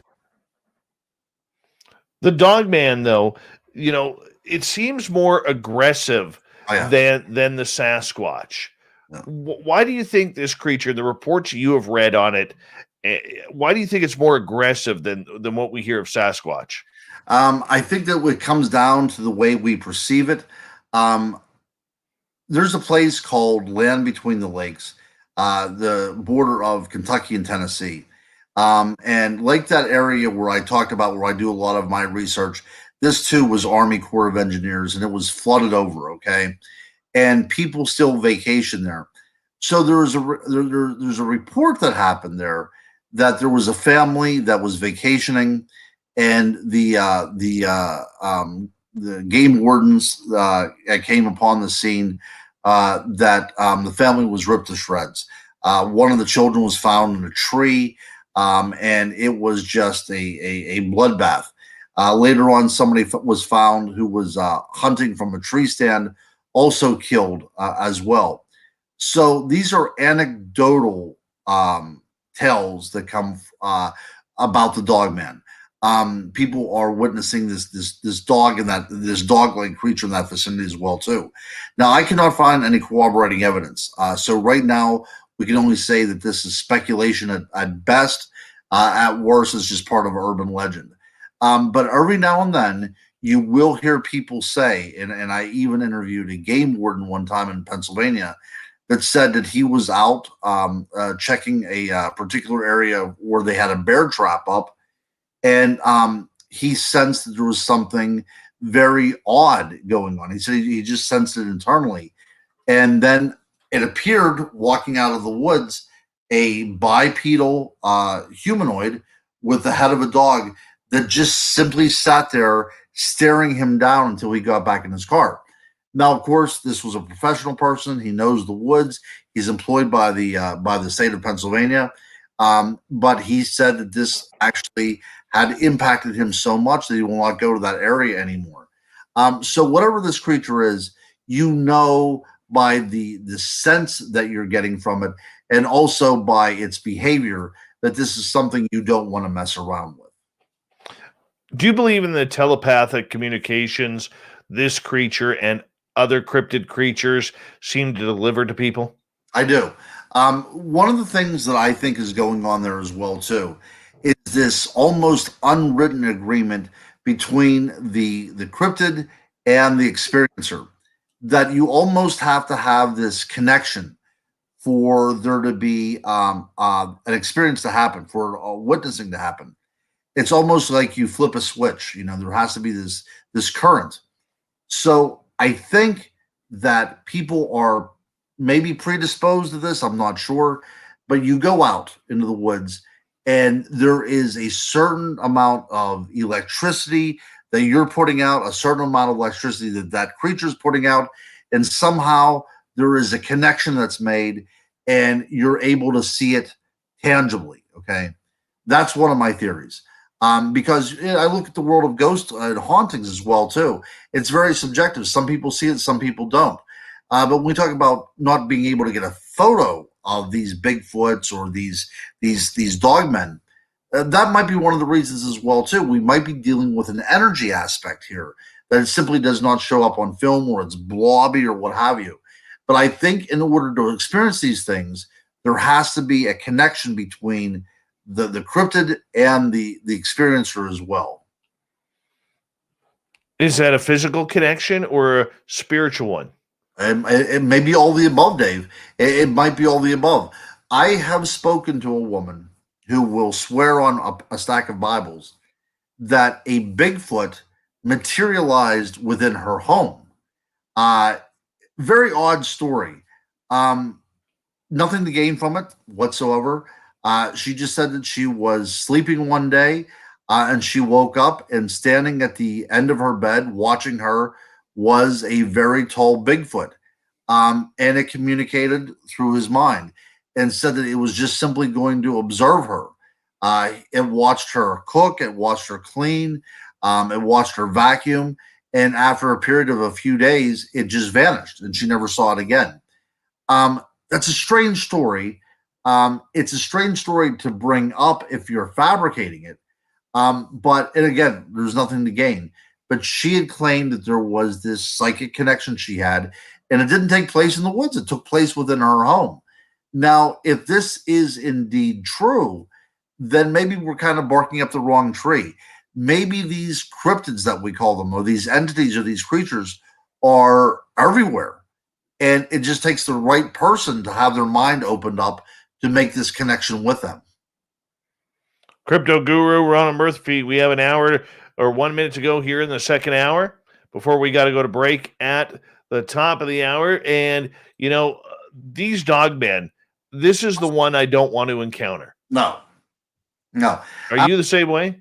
Yeah. Oh, absolutely. I remember we were investigating this one place about 5 years ago. And I got a map out, and I was looking at some areas on the map, and I found this one hill called Pack Hill. Now, it's very interesting that, wolves are supposed to roam around in packs, and we found on a map something called Pack Hill. So we decided that we would investigate this. So we went up into the hills, and we found a small cave up there. And one of the investigators went into it, and they said, "Aren't you coming in?" And I said, "No. For one thing, I'm very claustrophobic. And the second thing is I have no desire to be ripped apart by a dogman." But it's interesting to think that if this creature is out there, that I don't want to mess with this at all. I'm afraid of yappy little dogs, let alone, a 10-foot tall wolf-like creature. So, yeah, I want to leave that pretty much to itself. All right. Well, Guru, we got you for one more hour here on Spaced Out Radio. Hard to believe we're already 2 hours down. 1 hour to go with Crypto Guru Ronald Murphy. You can find all of his books on Amazon. Type in Ronald L. Murphy Jr. His On series is incredible. His writing style, perfection. His beard, magnificent. Spaced Out Radio continues right after this.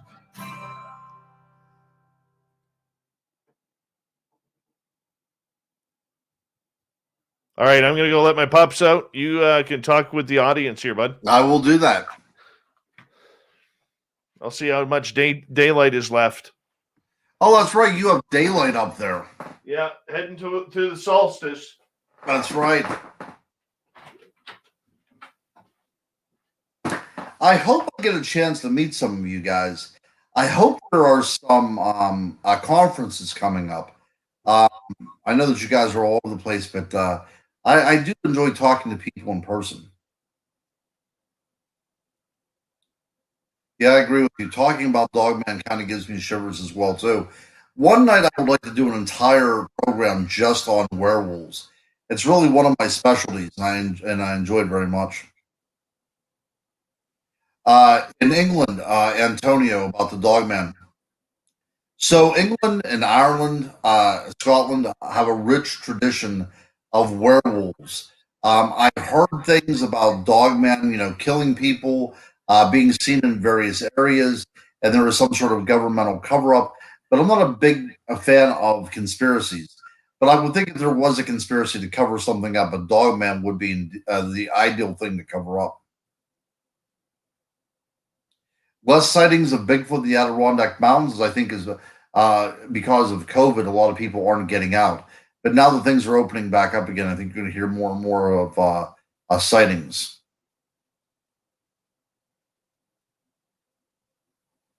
Yeah, Kirk. Again, that's what I said about this connection. I think that these creatures, if they are indeed flesh and blood creatures and part of our world, at least momentarily, they have to have some sort of idea whenever people are talking about them. I do like that. Yeah. Kirk, absolutely. Ancient Middle East is full of dogmen.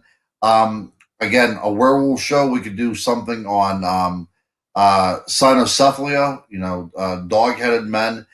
We could discuss Anubis. I would love to do that.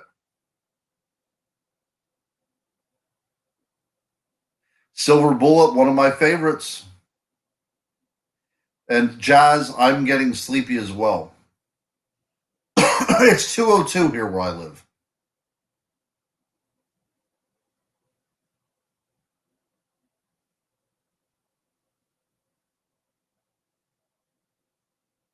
Jennifer, we'll have to talk more about werewolves. And I want to hear about your encounter. Right today, even asked him to have a show just on werewolves.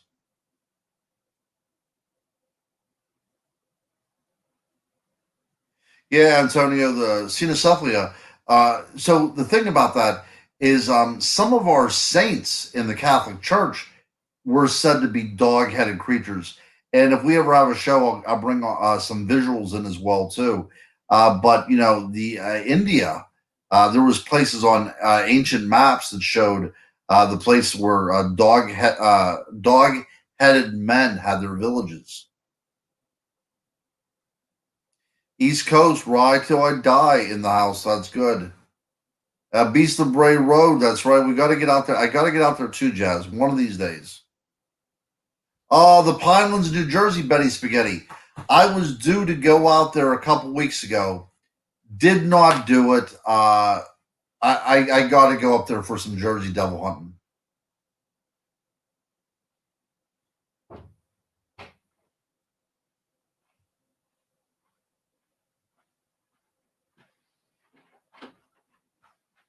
Betty Spaghetti. One of my favorite dinners is spaghetti. Oh, big black cats. See, the thing about big black cats there, Dan or Brad, is that they are also fairly synonymous with the black shuck, which is the big black dogs. So again, we can have a huge conversation about that one of these days as well.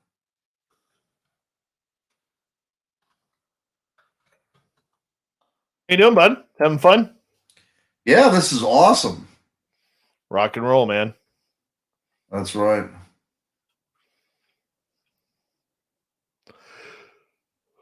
I apologize for my yawning. Been a long week. Oh, I've had a Monday every single day of this week, starting back to last Sunday. So imagine Sunday to Friday, nothing but a Monday. Oh my goodness. Awaken asleep sheep. How are you? Welcome to the chat room. Anywhere you want to touch on? No, I like how it's kind of driven by these folks here. This is great. Mm-hmm. I want you to tell some stories, man. You got great stories. I think we could probably tell some stories. That's right. I know you can. You're the guru. We got 1 minute, buddy. All righty.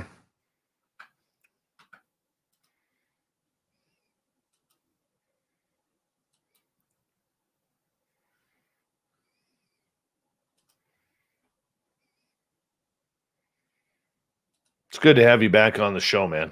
Yeah, we're gonna have to see what it's gonna be summer. Maybe we could try to figure out something to do. One day a month or something like that. But you're probably pretty well booked up, dude. I'll always make time for you. Always make time for you. Yeah, you just we'll talk off the air, and we'll work that out. Big thank you to Grendel ×2, Vinster, Madison, Steve ×2, Andrew, Patrick, Flat Earther, Carl, and Ed for the amazing super chats tonight. Really do appreciate the love and support. Here comes hour 3. Guru's going the distance with us. Here we go.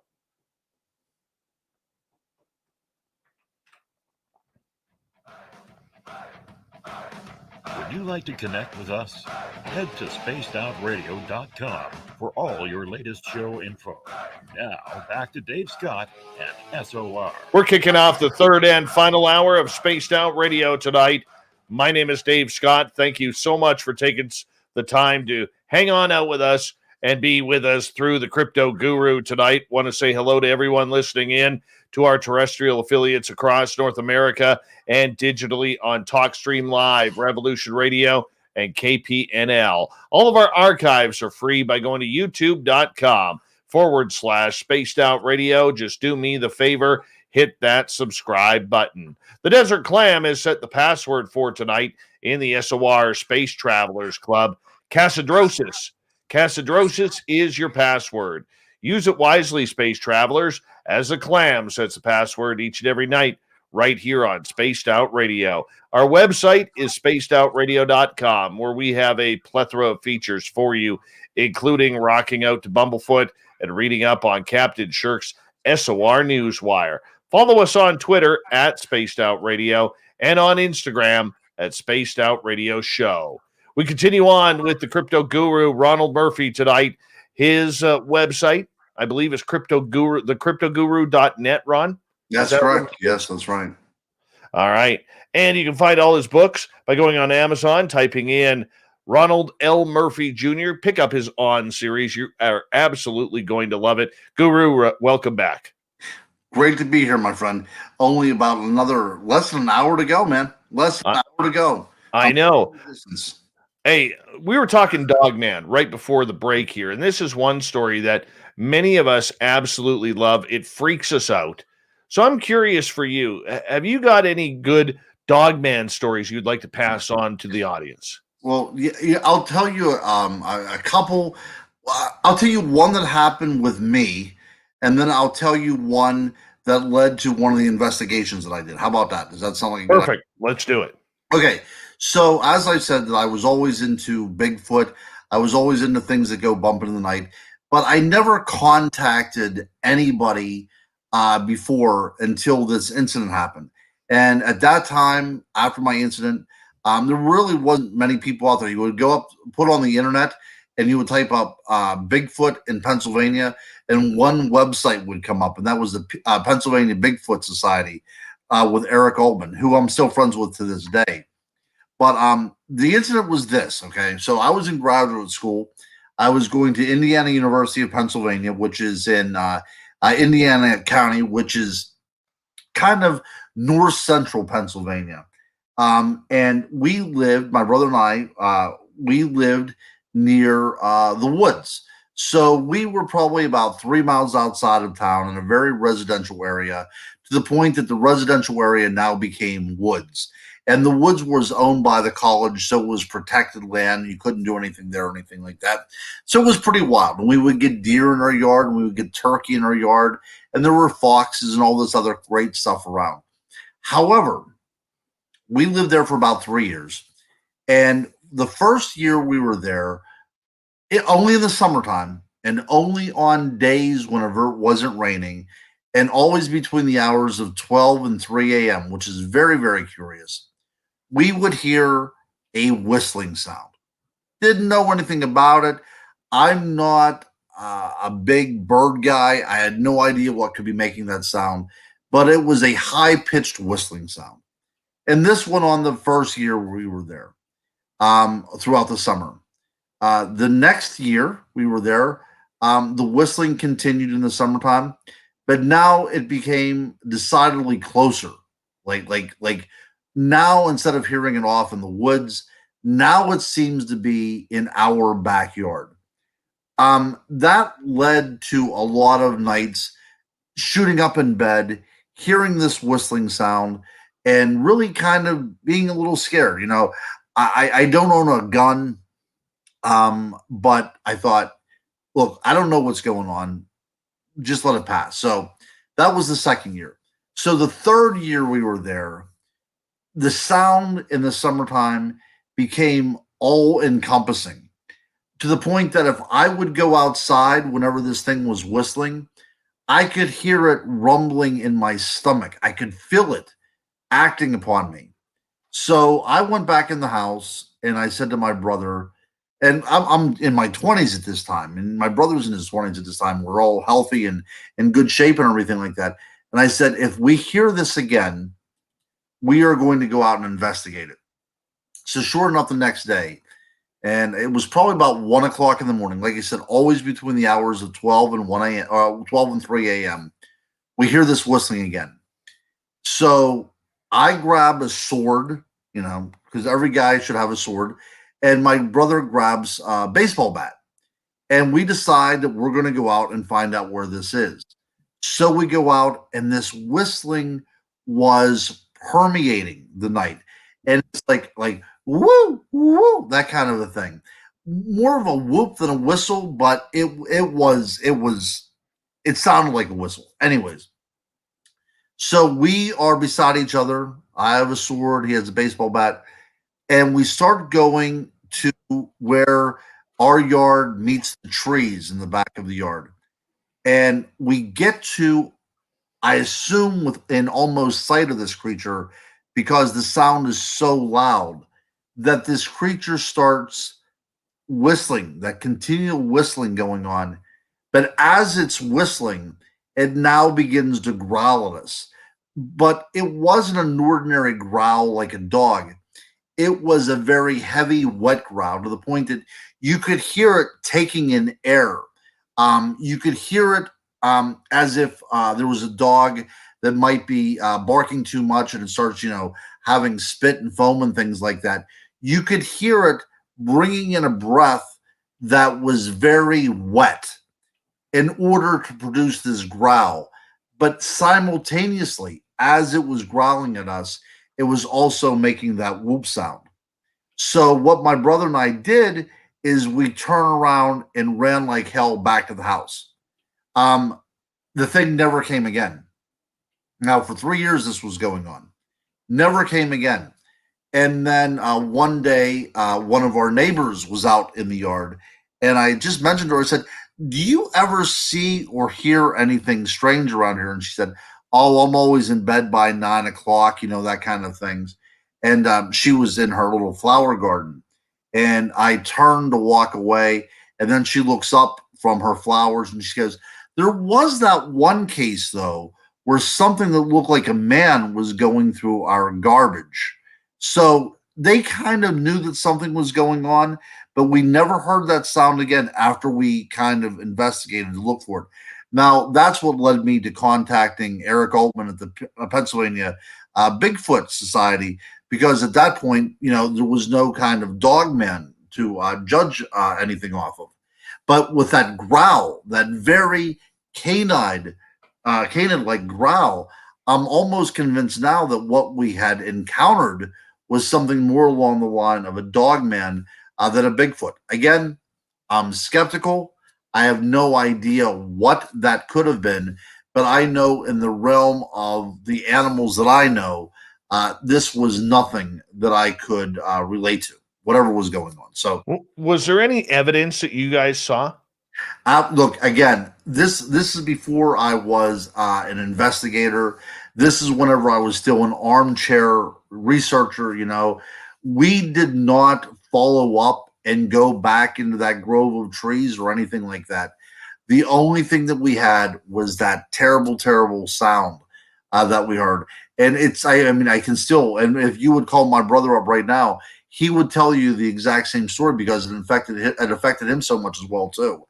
When we called the Bigfoot researchers up, they brought out a microphone and recording devices, and the thing never returned. never returned. After the time that, like I said, we went to actually confront it, that was the last time it came around.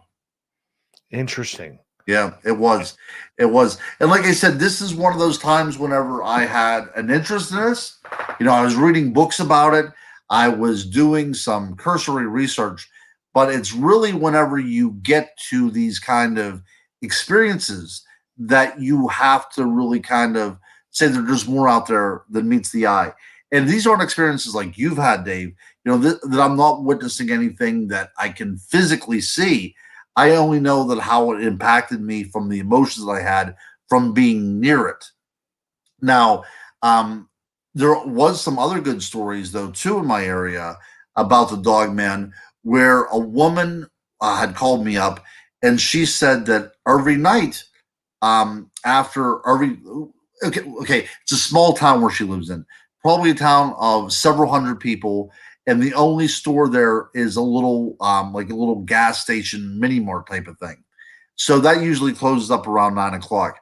And she said after the gas station closed up, these three creatures that walked on two legs but had the heads of a dog would go to the dumpsters behind the gas station, and they were so tall that they only bent over to reach in there. They didn't have to get up into the dumpsters at all. They just bent over to go through the dumpsters. And that particular case is what led me to look at the map of that area and find out there was a place called Pack Hill, and that led to our discovery of that small cave up on top of the hill as well. But yeah, those are two of the very strange things that I've had about somebody physically seeing these creatures, and then the sound that I've had as well too. Now, I talked with other people that said that they've got home from work right whenever it was getting evening. They close the car door. They feel like they're being watched. They turn around, and something is out in the field, standing on two legs that has the head of a dog and two red glowing eyes, just watching them. Not confronting them, not doing anything else, just simply watching them as they go into their house. Now, this is not my research, but this is from other people's research. And it was up in Maine, as a matter of fact, where whenever I said about these creatures that were actually knocking at the door and calling out people's names, people were looking out the windows and they could see these creatures that appeared to be walking on two legs and had the head of a dog that were the ones that were calling out the names and knocking at the doors as if there was a human intelligence to them. That would be great. Encountering something like that, like, holy cow, dude. Exactly. So what is their agenda at that point? I don't know if it's just simply to make these people pray. I think there's something much more diabolical going on. Do you think these creatures are related to the hounds of hell? I do. Before you came on, I was actually talking to one of the guests on here. The in folklore during the Middle Ages, you had something called the Black Shuck, which is kind of this church dog, kind of an ambiguous figure. Sometimes it was seen the protector of a churchyard. Sometimes it was seen as some sort of haunting entity as well too. But then whenever we get to the idea of the hounds of hell, these things that are unleashed upon us, there are cases actually in the Renaissance where miles apart from each other, the church doors were swung open and a black dog, went right down the center aisle, found a man and his son, went to the pew, tore their throats out, then simply exited the church after they were done, as if they were looking for these two people in particular. And whenever this was going on, there was a terrible, terrible storm. And whenever this creature showed up at the other church several miles away, a lightning struck the tower and brought the tower down. So it seems as if there's something, as I said, supernatural related to these creatures as well. Supernatural how? That they have knowledge. They have some sort of foreknowledge of where people are going to be. They have some sort of cognition about what's going on around them. They will sometimes experience bilocation, being in two places at one time. So there is definitely something other than animal instincts working on. For instance, whenever the one animal that was said to go into the church and tore out the father's throat and his son's throat, it seems that they were targeting these two people for a reason. Okay. And if you go to that church this very day, on the door of that church is the claw mark said to be left by that demonic black dog. Is there a relationship to werewolves? Oh, yeah. Dogman? Sure. So whenever we talk about werewolves, and Dave, this would be an awesome show. I know that we've had shows before where we touched on werewolves, but we really need to get a 3-hour show out there on werewolves. The reason why they're called werewolves is because the W-E-R-E, that's a medieval term that means man. So we're talking about a man wolf, a wolf man, and the reason why they're called a wolf man is not so much of their appearance, because whenever they were represented in manuscripts, they were almost always depicted as just a dog-like thing. The reason why they were called werewolves is because they had human intelligence to them, and sometimes even human speech. So that's really one of the things that we're dealing with here. Early on, we're not talking about something that's bipedal that's walking around. We're talking about a very large dog creature that has intelligence to it and self-awareness to it. We talk about the Beast of Gévaudan that took place in the time of the French and Indian War here in the United States. It killed over 110 people in the province of Gévaudan in France. There was something going on. There was some sort of intelligence acting on this creature. And some people claim that it was shot by Jean Chastel, and some people claim that it was never killed at all. So whatever happens with that, that's a mystery in and of itself. And that's probably, an entire segment just on itself about the Beast of Gévaudan. But yes, so whatever we're talking about, a dogman, a werewolf, we're talking about an intelligent creature that is working not only on animal instinct, but also some sort of cunning. For werewolves, when you talk werewolves, are we looking at the Hollywood version here where people are transforming on a full moon? See, that's a good question, right? And that's the thing that we have to talk about even with the Dogman as well, too. Are we talking about a creature that is always in that form, or are we talking about something that transforms? These are great questions, okay? And of course, then we have to come out to the understanding is, are these creatures, is a human being able to transform? I spoke to one gentleman who claims that he was attacked by a werewolf. And this is a cool story. Happened about 6 years ago. He was working at a psychiatric unit in upstate New York, and it was a full moon. And one of his patients went through what he calls a transformation process. Now, he didn't change. He didn't get the teeth. He didn't get the fur or anything like that. But his whole demeanor changed to the point that his mouth developed into a snarl. And that man genuinely believed that he had transformed into an animal and went about attacking people, even though there was no actual transformation that took place. So it was enough for that man to believe it in order for him to enact it. Okay. And if we look at some of the great traditions around the world as well, too, when we talk about the berserkers and Viking cultures, where they would don the fur of a bear and to believe to take on the capabilities and aspects of a bear. But they also took on the capabilities and aspects of a wolf as well, too, whenever they put on the fur of a wolf, and they were called the drinkers of blood.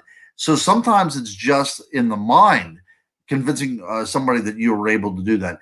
But again, like I said, I have probably 4 or 5 great stories that happens from the Middle Ages and the Renaissance that deals with werewolves. But we probably should leave that to a different topic. Let's just say that the humans very rarely are depicted as transforming into an animal as much as their mind is transforming into an animal. So is it psychosis? Yeah, I think that's what's going on in a lot of these cases. If you would look at some of the medieval manuscripts, we see somebody that is in disheveled clothing and disheveled hair, which is kind of like the iconography for somebody that has some sort of mental health problem. So it's a human figure on all fours, oftentimes wearing clothes with like a baby in its mouth to show that it's being animalistic as well too. So for the most part, we're dealing with some sort of psychosis. Now, where that psychosis comes from is another matter. A lot of people believe that you can transform into a werewolf by making a pact or deal with a devil. Sometimes the devil would give you a salve to rub on your body, or sometimes he would give you a belt made of wolf skin. And whenever you put that on, it was believed that you would transform. But the transformation happened more along the lines of a berserker in the Viking culture than it did with Lon Chaney in the movies. Okay, so your definition then of a werewolf is not a human who hits a full moon and runs outside and changes into a big hairy dog. Okay, so I can't rule that out completely either, and I'll tell you why. Because if you would look at the historical record, there is a lot of very famous people who have said that this has happened.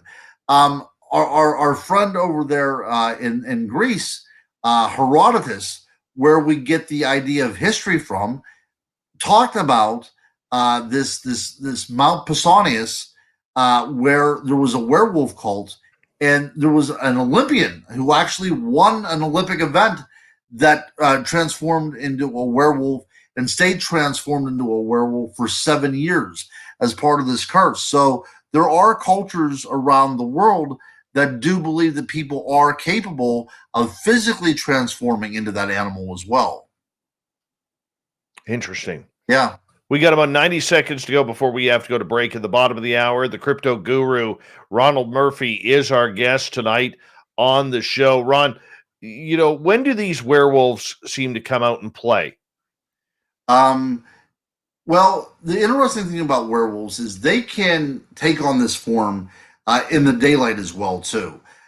We tend to see it happening with the moon and everything, because that is when a Hollywood writer wrote that into the Wolfman. That was all make believe. That whole if you say your prayers by night and all that stuff. But werewolves are capable of predation at any time, day or night. One of the reasons why I think that it's much more frightening is because wolves will naturally howl, and people said they howl at the moon and everything. But the other idea too is there's that latent belief in there of lunacy, that there is that you're becoming influenced by the moon, and thus your mental health is related to the cycles of the moon as well. Excellent. And for that means that we don't have to worry about dating a guy or a girl if we're single, or our spouse all of a sudden turning into a big hairy beast. Nope, because whenever we come back, I have a story to tell you about that. All right. We got the crypto guru, Ronald Murphy, here. We're going to go to the distance with him. Why? Because the guru hasn't been on in a while, and sometimes you just need a little bit of extra guru time. That's right. You never go wrong when you got a little crypto guru action happening on Spaced Out Radio. I'm loving it. I know the audience is loving it. I know you're loving it. And I am just right here, right now, into the crypto guru. Ronald Murphy's books can be found on Amazon. Type in Ronald L. Murphy Jr., his website, thecryptoguru.net. Make sure you check it on out. We'll be back with the final half hour of the crypto guru, Ronald Murphy, coming up right after this.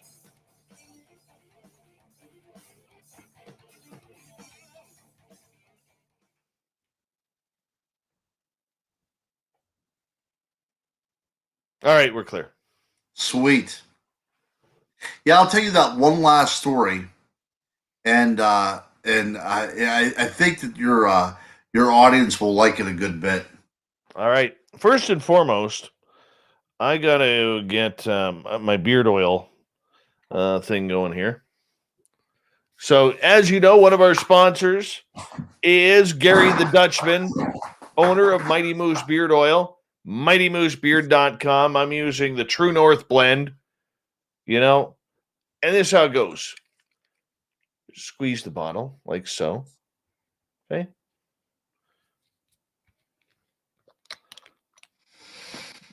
See, it's nice and full. And drip it into your hand like so. That's all you do. Just like that. And then it's simple, Ron. Guru, you have one hell of a beard. You just massage it into your hands like so. Get your hands nice and covered so they're nice and shiny. And then you just massage it in. Wow. That's it. Massage it in. And for the ladies out there, because there is no chemicals, Gary the Dutchman isn't very much into chemicals. You take that rest of that after you massage it into your beard and you rub it into your hair. You rub it into your hair because that's what you can do with Mighty Moose beard oil at any time. And sure, your hair may look like a mop, but it's healthy, it's proper, it's everything you need it to be. So you go to mightymoosebeard.com, order it up. It's a great Father's Day present. For the ladies, it's a great Ladies' Day present. And all you do is massage it in. You don't get split ends or anything like this. That's all you do. It gives you a nice sheen. And yes, Fast Hemi, it will work on butt hair. Yes, it will, because Gary the Dutchman, being as cheap as he is for a Dutchman, is going to give you a promo code of SOR 2019. So if you use SOR 2019, Gary the Dutchman is going to grind his teeth, but he's going to say, damn it, I shouldn't have agreed to that because I'm cheap and I'm a Dutchman. But he is going to say, hey, I'll match that. I'll make that happen. And you make darn sure that you use mightymoosebeard.com with promo code SOR 2019. Remember, it's all in Canadian money, and you make sure. Weird. Who's Ray? Somebody was just upstairs yelling Ray. In the back or front? Sounded like in the back. Like our yard or in the greenbelt? Like our yard. Damn it. All my doors are locked. Like how long ago? It just woke me up. Weird. I have all the lights on in the house. All right. Hey, Guru. Yeah. I'm going to ask you a quick question, and then I'm going to go check my yard, okay? Okay, yeah. All right, so you just continue on with a little bit of story time, because if there's somebody running around my yard, I'm going to go get my big dogs and go give them a little bit Is that what's supposed to be going on right now? Somebody wandering around the yard? I don't know. I'll reintroduce the show here in about 2 minutes. Sure, and I'll tell my story. Yeah. Up here, you don't have to go armed. I mean, this is Canada, man. You bring a hockey stick and some moose oil.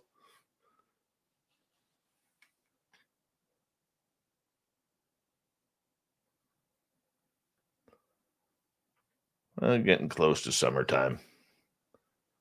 So, sure, it's nothing. My area doesn't have a lot of robberies.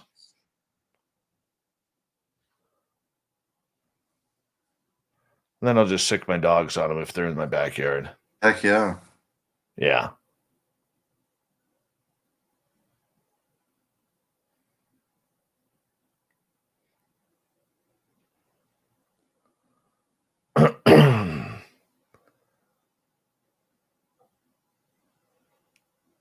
We got 1 minute. Take as long as if you can expand that story as long as until you see me get back, or even tell a couple of stories. Heck yeah, I can do that. All right. That'd be great. That'd be kind of cool to come back here after a good fight. Yeah, so cool. That'd be fun. Bloody, yeah. Oh yeah, that'd be fun. The head of a Dogman in your hand. Yeah. I'll come back with the tail. I'll cut it off. A big thank you to Vinster, to Grendel, Madison, Ozzy, Steve, Andrew, Patrick, Flat Earther, Carl, and Ed for the awesome super chats tonight. Really do appreciate it. And appreciate everybody's support of this show and giving us a thumbs up, thumbs down, thumbs sideways. Let's rock and roll into the final half hour here right now. All right.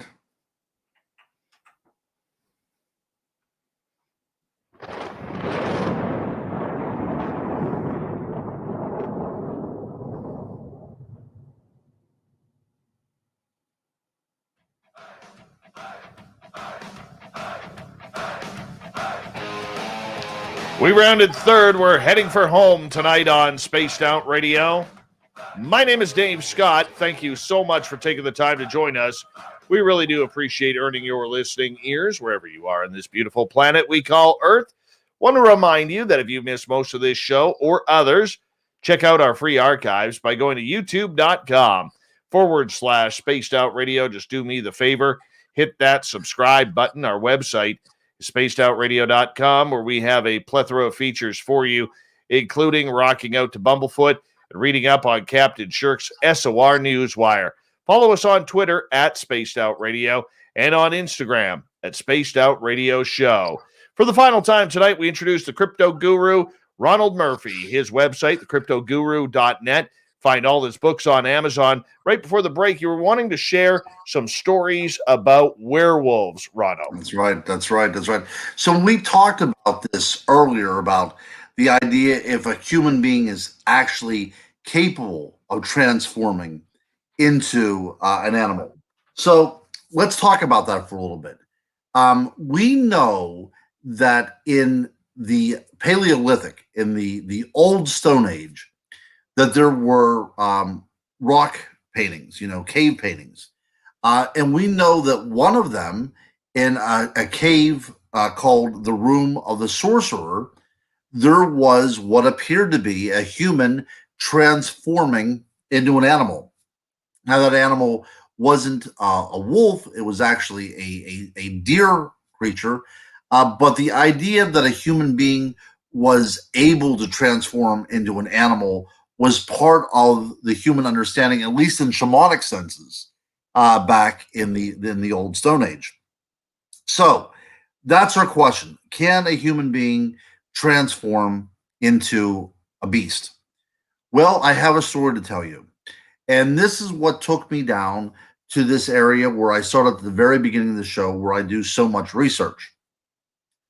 There was a little New Age shop that sold crystals and incense and things like that in a very small town where I grew up in.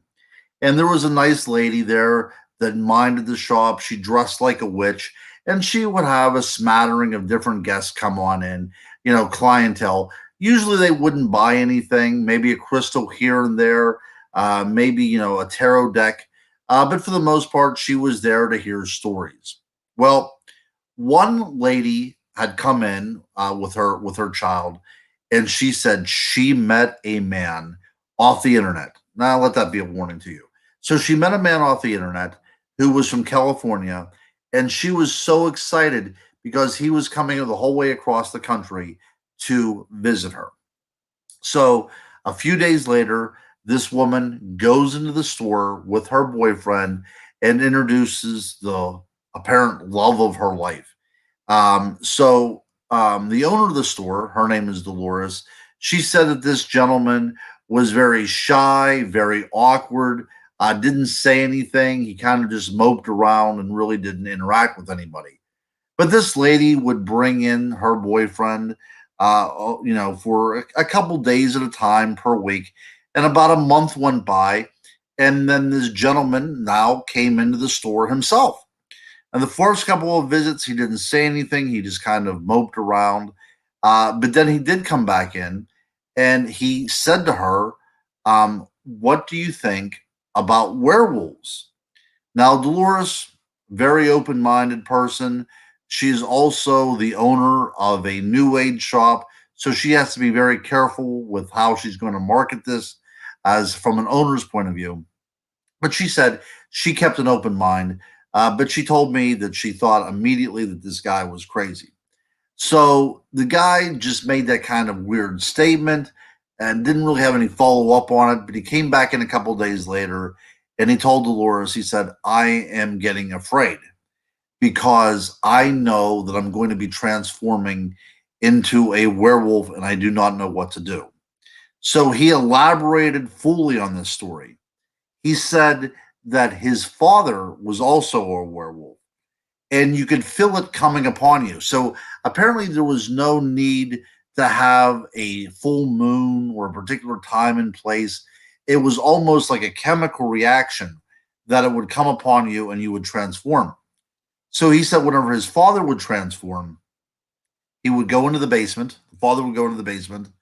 The wife would chain him up in the basement, and she and the kids would leave the house until the transformation process was over, usually a few days. And then they would come back, and the father would be in the basement, apparently very tired, hungry, and thirsty. And she would, unchain him and bring him up and cook for him and everything like that. So he felt that this transformation process was coming upon him very, very quickly. So he was worried about what he would do because he was afraid of hurting his girlfriend, but he was also afraid of hurting her child. Now, this could be some sort of psychological revelation that he has proclivity to hurt children. Go figure what's going on. What is he actually admitting to? But he left that day without really getting any kind of solid answer from Dolores. She didn't know what to say. But he came back in a couple days later, and he said that he is going to have to leave because the transformation is very, very close, and he is afraid he's going to hurt somebody that he cares about. So nothing happened for the next few days. Then the girlfriend came in, and she said her boyfriend took off, and she doesn't know where to find him. So more days passed. Nobody came in. And all of a sudden, about 10 days later, in stumbles the guy. And she said that he was completely disheveled. She said that his features looked as if there was some sort of change. His cheekbones were much more prominent. He had some hair on the back of his hands that wasn't there. But then again, she might have been reading into this as well, too. Needless to say, the physicality of this human being had changed. And he started to tell her a story. The story unfolded thusly. He felt that he was going to change, so he was going to find the most remote area that he could find so he couldn't do any harm to anybody. And that is the place where I go do my research. So he went down to this place. Again, it's out in the middle of nowhere, and he transformed. Now, he also pointed out that whenever he transformed, he also witnessed another human being down there, which was a female, and she was a werewolf too, and she transformed, and they kind of ran together in quotation marks, which seems to relate some sort of sexual activity or what have you. Again, we do not know if this person physically changed or if he didn't, but he believed that he changed. And not only did he believe that he changed, but he believed that the woman he met down there changed as well. So, that being said, the happy little couple are no longer together because about a month after that, the girl came in with her daughter and said that she was devastated because her boyfriend then moved back to California. Let this be a witness, or let this be a lesson, ladies, I guess gentlemen as well too. Be very careful about who you meet online, and you never know what they might be catfishing for. But yeah, this was an online date that didn't turn out very well. So not only did this case happen here with the idea of this guy going down there, turning into a werewolf, and meeting a girl down there that turned into a werewolf, but there were also more tales that happened regarding a pack of werewolves that was said to go there as well. And that particular evening that I talked about at the very beginning of the show, whenever that bright light lit up and something started to follow me on my right-hand side and something from my left called my name, that was all during an investigation into the werewolves that are said to occupy that particular place. Dave, you're back. You're alive. And I just was able to take the show completely full circle. I just ended on the story that I began with. Well, I appreciate that. I appreciate you filling on in. So I have a studio. I'll explain right now to people. I have a studio in my house, and my partner came down during the break and heard people kind of in our backyard. We live in the wilderness, man. So when you hear voices in the backyard, it's one of two things. It's either people snooping around where they shouldn't, or it is a ghost. I'm not saying it's a ghost, but there's literally nothing there. Nothing. My dogs didn't react to anything, and I got a couple of very protective dogs. Right, but keep in mind though, that at 3 o'clock in the morning, if you hear a knock at the door and you hear, Dave, come on out, Dave, do not go out. No, what happens? Well, we don't know. We don't know what happens whenever you go out. Yes. So nobody writes about that. No. You know, the weird part about it is, you know, when it comes to the weird stuff like this, when you hear people calling your name or something, you're never supposed to go in that direction unless it's somebody you know. But what about these creatures, Ron, that are mimicking voices that you know, like from a deceased aunt or a grandmother or something? We're hearing all of this all the time, and these stories seem to be picking up, man. It does, yeah. Well, in order for that to happen, it has to gain access to your memory bank somehow. It has to go inside of that gray matter in your mind and start flipping around that Rolodesk in there until it finds out what it's looking for, and then it uses your memories against you. So what causes that? What kind of paranormal activity causes that? Well, let's see here. That's hard to, that's really hard to say. There's a theory called the Descartesian theory of the mind. So Rene Descartes, who a lot of math majors will curse for the rest of their lives, he came up with this theory that in our mind is kind of like a movie theater. Our brain is the canvas on which we project our thoughts and everything. Now, he contended that there was a possibility that something could actually interact with that mechanism and be the one that puts the film into the projector to project it, if that makes any sense. So the idea of, you know, things like infrasound or pheromones, if that is capable of producing a feeling or some sort of hallucination that's actually not there, but it was sprung from the resources that you have inside of you, that also can be a very powerful weapon if it's used in the hands of, like, you know, a Bigfoot or a Dogman or what have you. And this, again, is all part of the fairy realm as well, too, because they're all said to be able to do the same thing. Does that include black-eyed children? Yeah, see, there you go. We just talked about this, okay? We don't know what happens to the people that answers the door to a black-eyed child. We also don't know what happens to people that answer the door to a werewolf calling their name. I assume that it does happen, and we never hear from these people again. You know, these are the missing 411s. These are the people that are never seen or heard from again. And there's something frightening about this, because what's going on, Dave, is that we're not going into the wilderness, right? We're not going into the woods. Those things that go bump in the night are now coming to us. And that's what throws us off, because we think that we're all safe and sound within our, you know, our castles. But whenever there's that encroachment from the other side, without us stepping into that other world, we're not doing anything to exasperate it. They're coming to us for whatever reason, and that's what makes it so terrifying. Okay, so if we're not supposed to open the doors, what if the sounds are coming from within our house? So a couple years ago, let's go back 3 years ago. All right, I was talking on the phone to a business associate who, her and I both heard my son. You know how children, when they're in that 2, 3, 4-year-old, when they laugh and giggle at the same time, and it kind of comes out like a laughing screech? Oh, yes. We hear this laughing screech through my phone. I'm downstairs by the studio, and we hear it upstairs in the house. All right. And the person on the other end of the phone says to me, "Is that your little guy?" Or I said, "Did you hear that?" And she goes, "Yeah, it sounded like your little guy."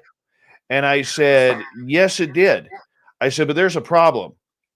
My son isn't here. My son is 10 minutes away in town at his daycare facility." And This sounded identical to my boy. I Mhm. went and checked upstairs just to make sure no one had come home early. Nobody did. And I was a little weirded out by it. I mean, I'm used to weird things happening around here, Guru, but I was a little weirded out by that because that's my kid. It was intimidating. What if Right. it's happening in your house? Right. One of the most frightening things that I've ever encountered on a ghost expedition, on a ghost hunt, was somebody had a spirit box going, and this is yeah, I don't even like to talk about this, but through the spirit box comes the sound of my son laughing. Wow. Yeah, yeah. So whatever is going on, they are able to get to your most basic, emotions, things that you care about the most, and use that against you. What would be the purpose from the spirit world for that? Um, well,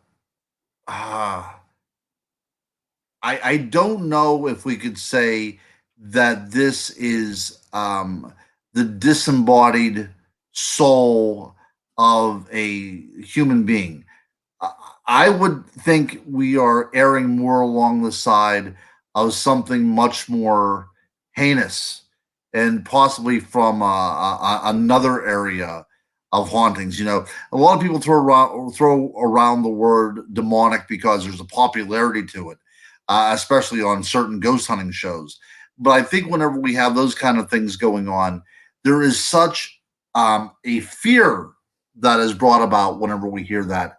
And automatically our protective instincts is to go there and protect those things that are closest to us. So it kind of puts us, not at ease. We're kind of thrown off our balance a little bit. But yeah, I don't know, man. Those are the scariest things that's ever happened to me. And like I told you at the very beginning, whenever I was out hunting, and I got a little bit turned around, I was laughed at twice there as well too. So yeah, I mean, the idea of laughter is supposed to be, the sounds of children's laughter is one of the greatest things in the world, except whenever there's no children around. Very true. Is it spirit mocking us or trying to do something nefarious? Maybe a little bit of both. I could see the possibility of somebody who's not crossed over, who's simply having a bad day and might have been a real son of a bitch in life, and just simply does not want to be bothered and uses that as kind of a tactic to say, just stay away, kind of deal. I can see that happening very easily. Because, like I said, ever since Sunday, I've been having a Monday every day. Could you imagine somebody that's been dead for 100 years and every single day is a Monday for them? And the last thing that they need is a ghost hunter there trying to communicate with them. So they kind of get deep inside the recesses of your mind and throw something at you that you're not expecting. I could see that happening, and I think that does happen from time to time. But there's also that scary possibility that there are entities out there at work that will counterfeit certain things to get what they want out of you or to get you to go away. Guru, we only have about 2 minutes left for you. Over the summer, what are your plans? Are you going to try and get into some of these conferences that now seem to be opening up? Well, I do. I do a lot of stuff in Pennsylvania. It's unfortunate that most of the big conferences in Pennsylvania have been closed down. I am going to be doing a few things at a place called Hillview Manor. You can go to hauntedhillviewmanor.com and see. I'm going to do a couple ghost tours, but I'm also going to do a talk up there on werewolves, on vampires, and on fairies. So if anybody wants to come along with me on a ghost tour, plus to hear a couple of my lectures, feel free. And I think I'm going to be in a couple other places as well, but that's not going to be until about September. But I'll keep everybody updated for sure. But I know that in about 2 weeks, I have a fairy talk that's going to be taking place up at Hillview Manor. Again, hauntedhillviewmanor.com, and you can check out all the stuff that's going on there.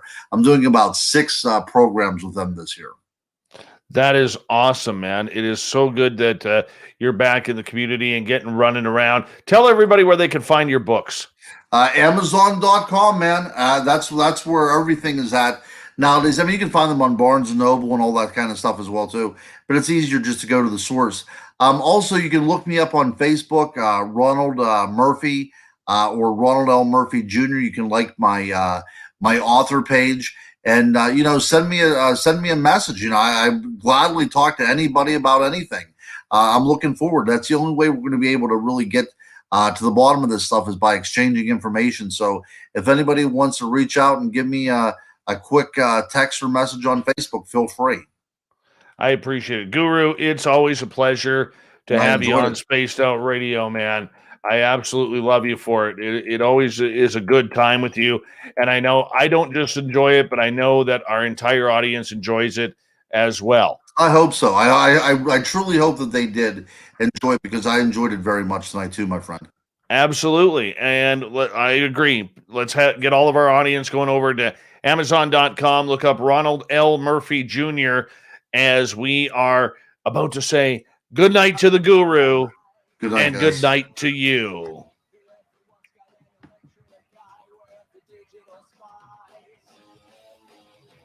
We got Mr. Ron Bumblefoot Thal rocking in the background with Little Brother is Watching.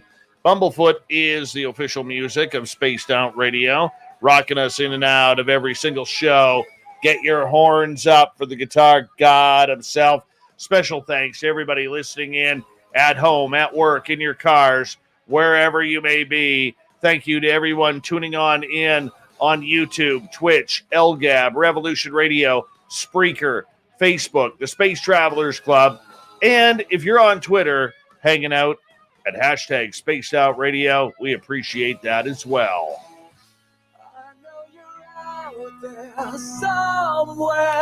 Remember, this show is copyright by Spaced Out Radio and SOR Media Ventures Limited. Thank you so much for choosing to share your evening with us, because together, my friends, we own the night. Mr. Bumblefoot, we need a favor. We need you to take us home.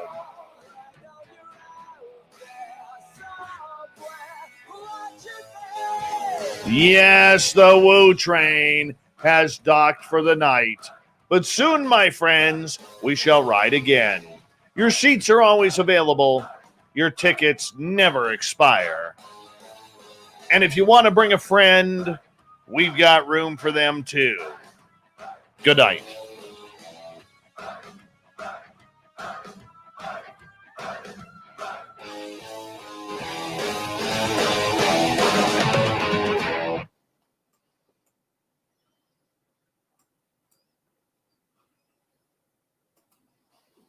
Thanks again, Aussie Steve. Appreciate that, man.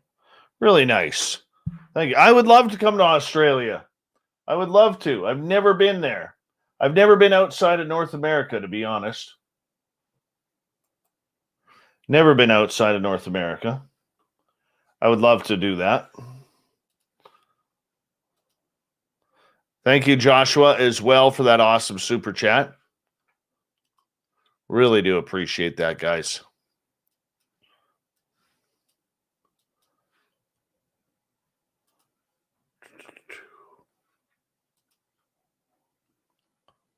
All right, let's download this show. And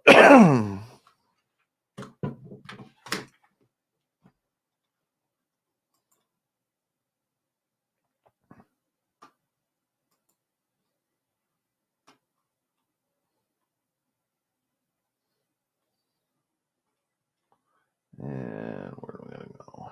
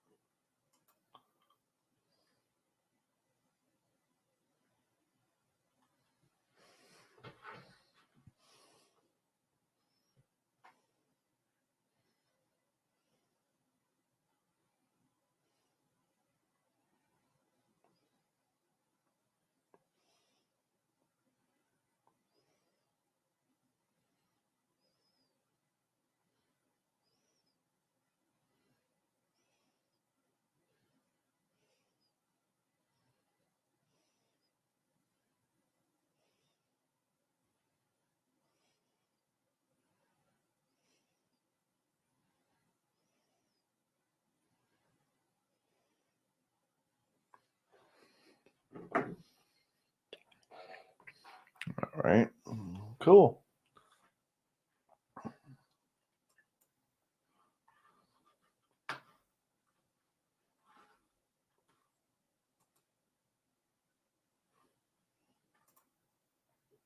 Shut that down. There we go. All right.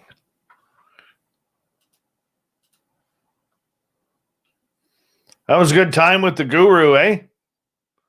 You guys enjoy the guru?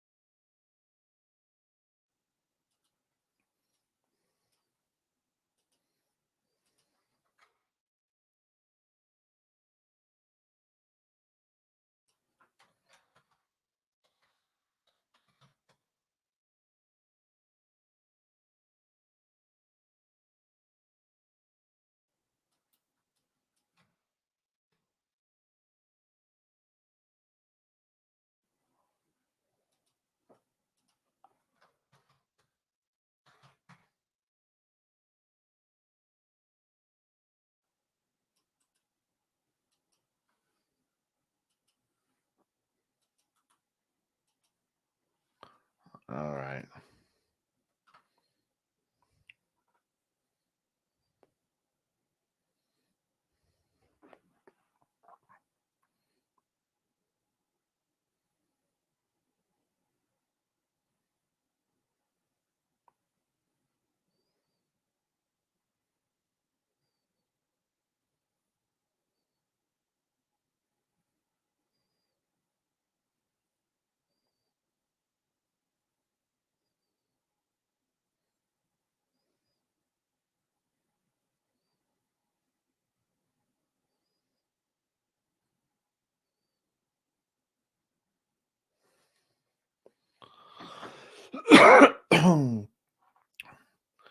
All right, let's download this.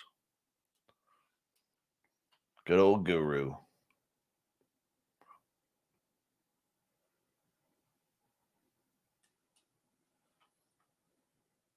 Rye guy, how's it going, man?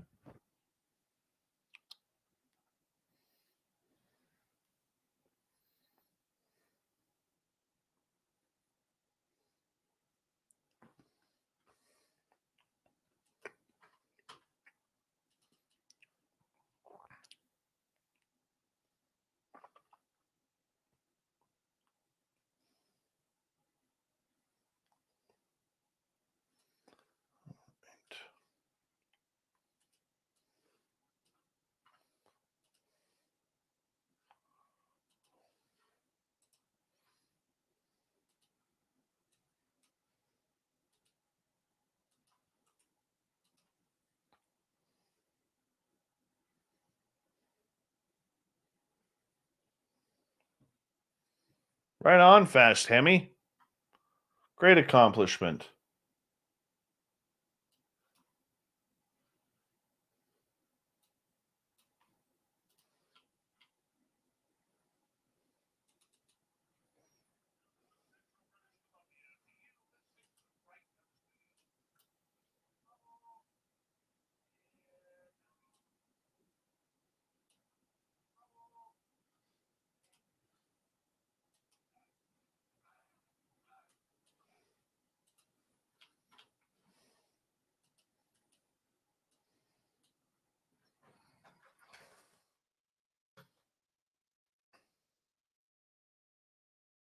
Oh, wow, man. Birthday weekend for Rye Guy, everybody. Birthday weekend for Rye Guy. How old are you going to be, Rye?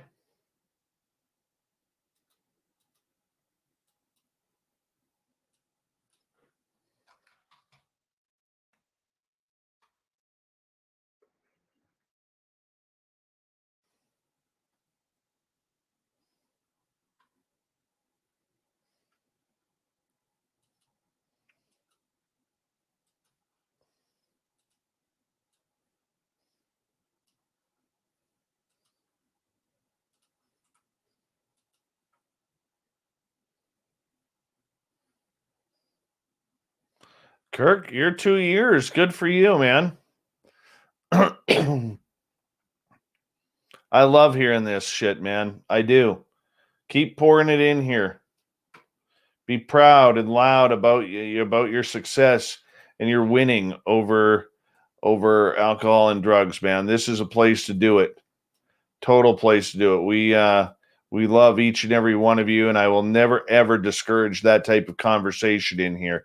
Keep letting us know so we can keep pumping your tires, man. Everybody, seriously. You know, we're all for one and one for all here.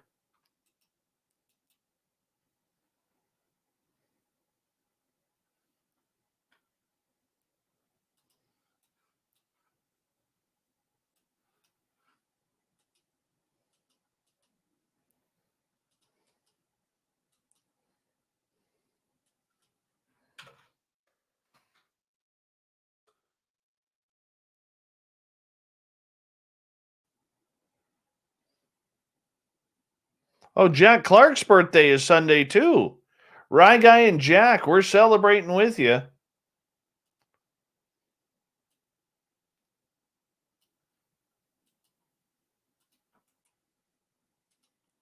Hey, Preston Beckett. It's one hell of a good beard you got there.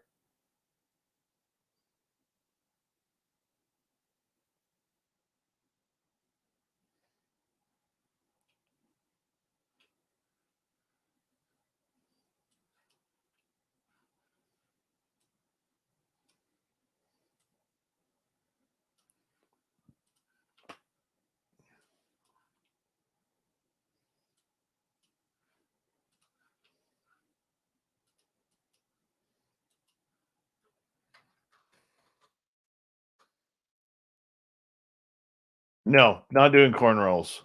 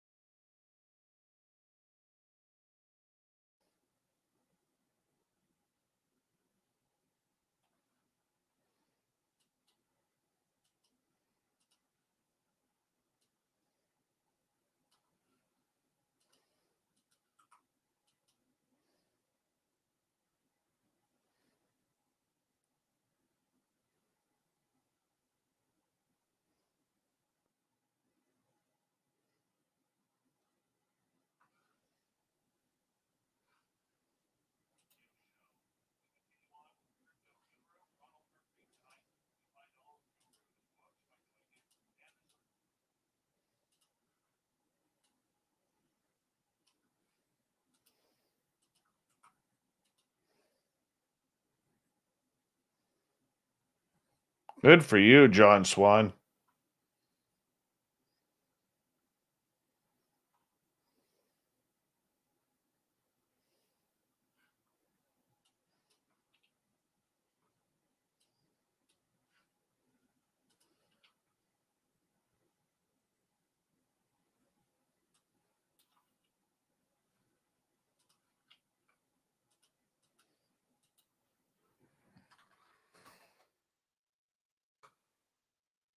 Good for you, Mama Susan.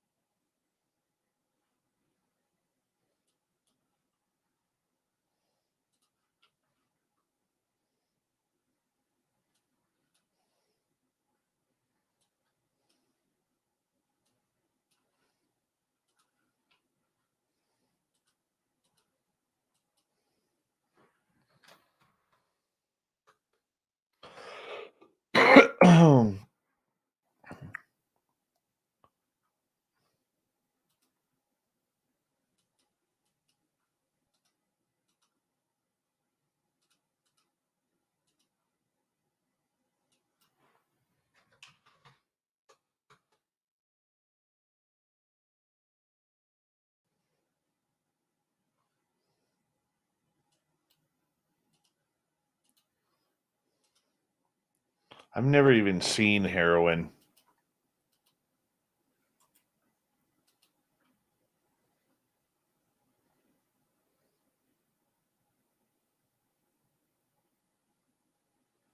Good for you, Kurt Seltzer. With a splash of lime. I've never been arrested.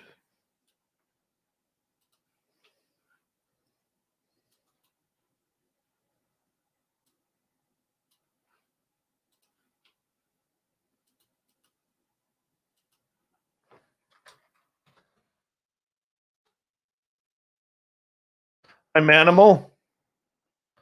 I wouldn't call them degenerates. I would call them winning.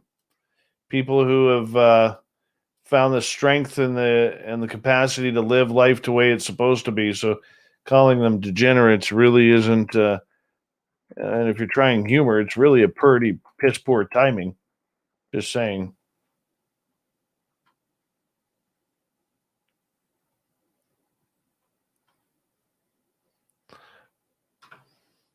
Yeah, I've never done anything outside of marijuana. I've maybe seen cocaine 4, maybe 5 times in my life.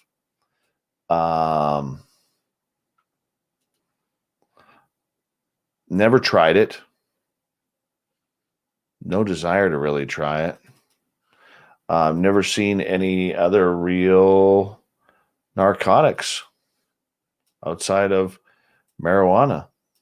And that's not really a narcotic.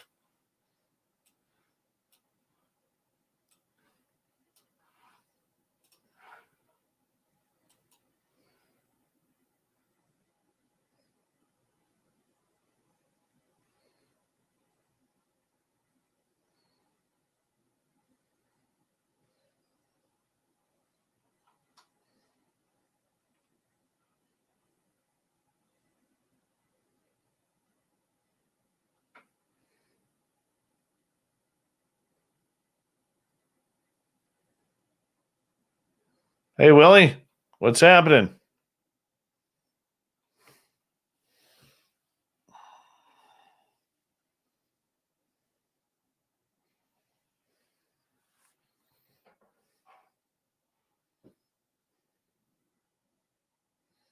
Wow.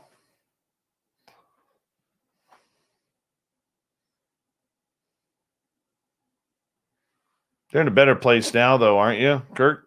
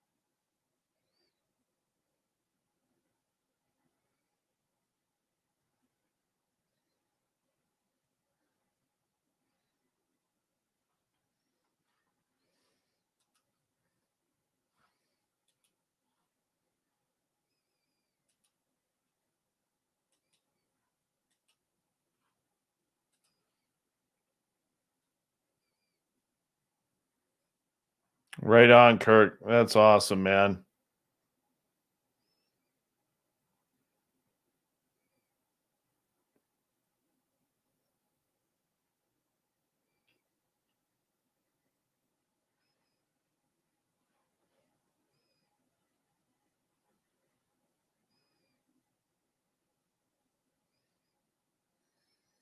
Filth is a badass.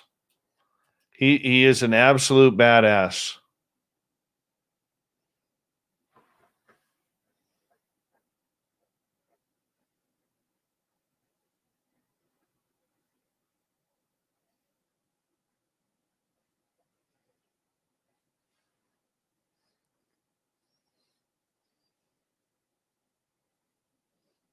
I also heard that Filth still washes his clothing in hot water.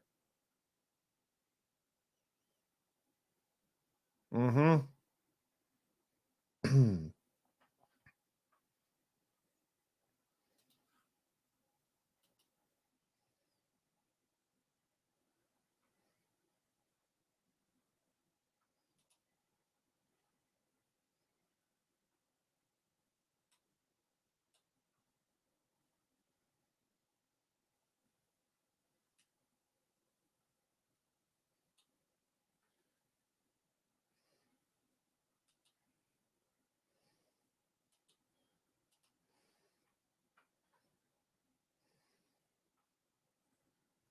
Total truth, Filth.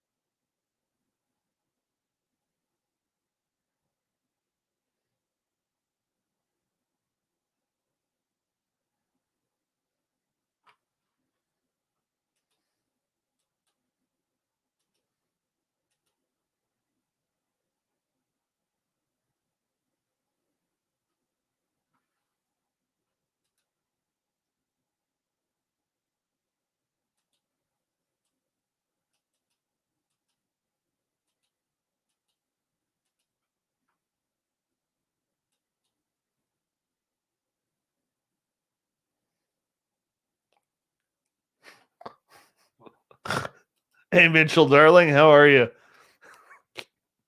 Damn it, Fab. Oh, Fabster.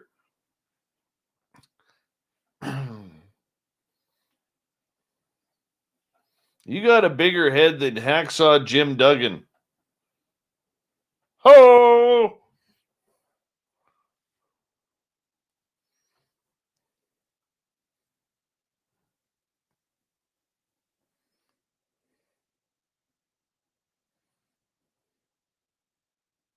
Filth is the kind of guy who goes to the gas station and puts in $1 at a time.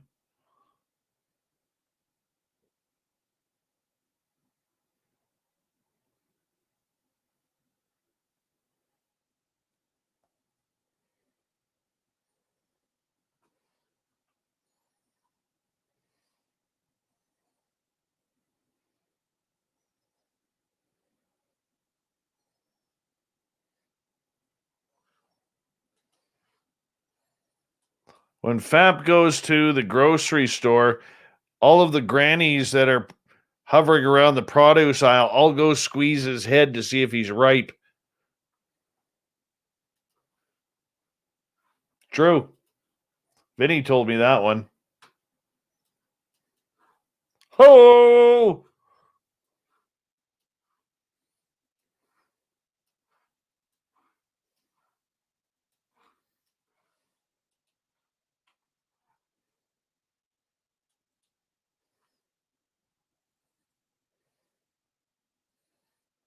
Oh, gorgeous raspberries coming up big here. Fap's head beat Pluto on the qualifier list for planets. That's why Pluto got demoted. It was Fap's head's fault. Hey, AK Willie, you don't tell one of my wrenches to fuck you, okay? You don't do that. You know, you're at about a 9 right now. I need you back down at about a 3 or 4 where everybody else is. Oh,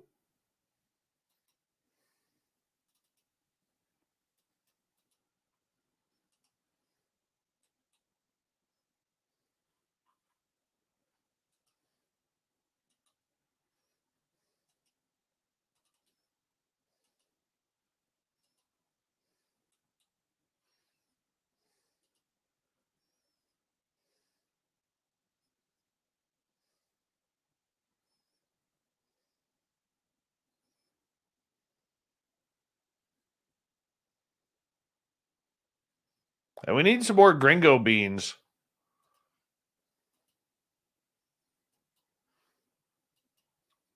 The people are calling for it.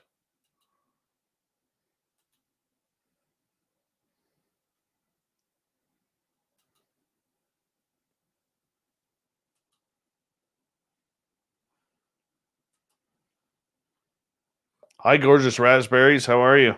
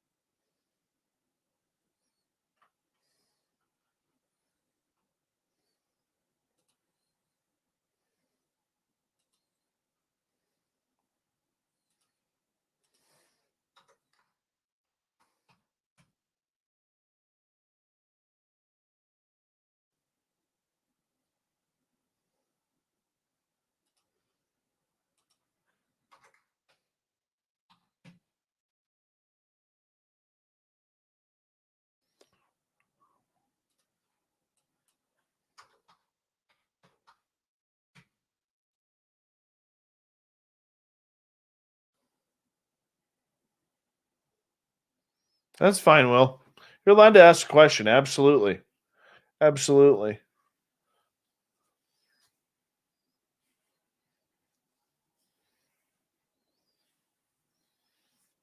Raspberries, it's freshly oiled. Freshly oiled. Oh, hey, there's Skip to Maloo. How are you, my darling? I like the way the beard oil actually makes my hair feel.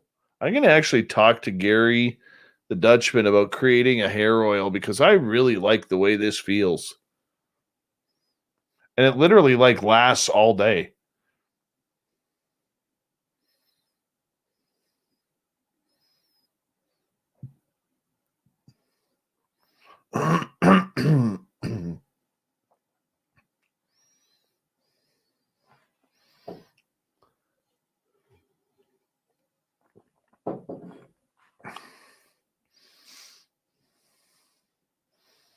Oh, look at Raspberry go.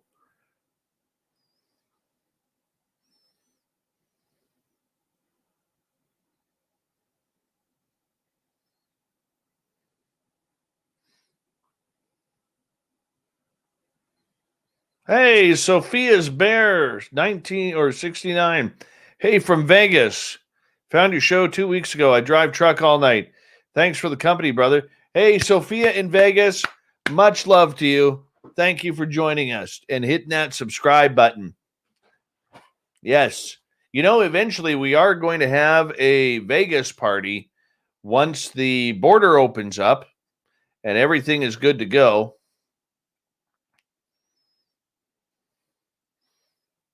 Good night, Dirty Filth.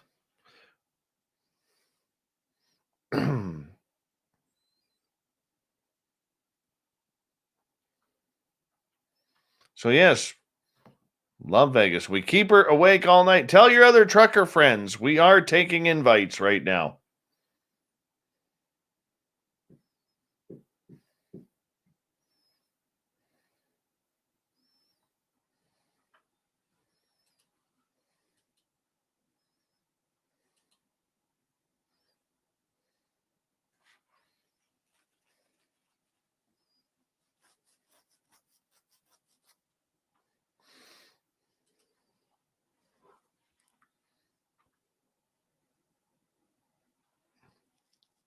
Raspberry, you're not going to tell us. You're going to be there.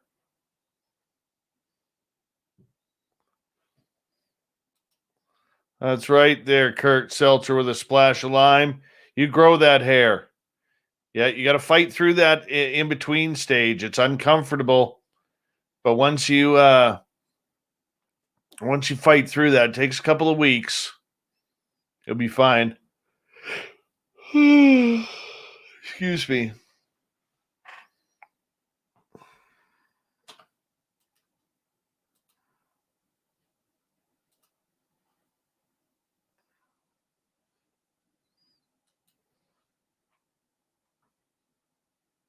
Yes, but you see, me being in Canada, Sophia, me being in Canada, they still haven't opened the border yet.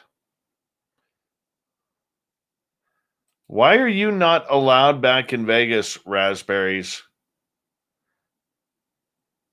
Did you get arrested by the Clark County Sheriff's Department? God, I can't even talk.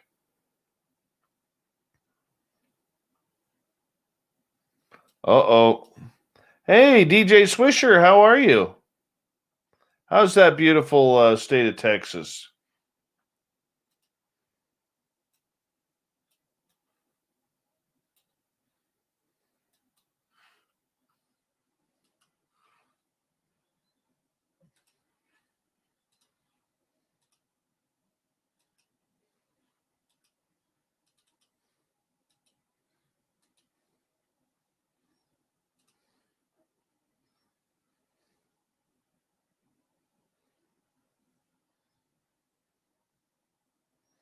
Raspberries, you can come hang out with us. We'll keep you safe.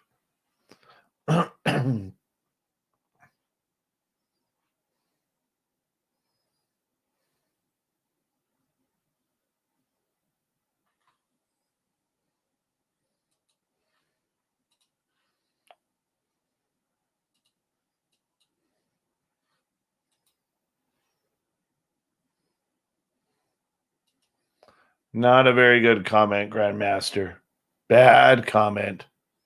Had to erase that one, man. I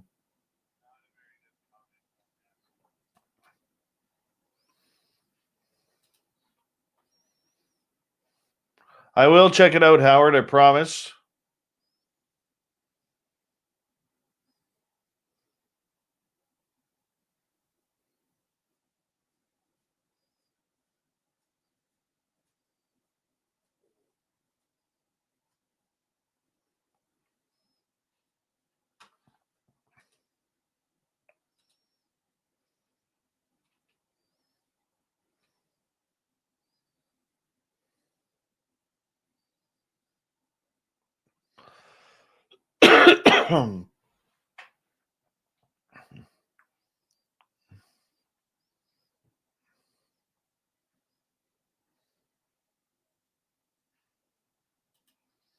One's done. That one's done.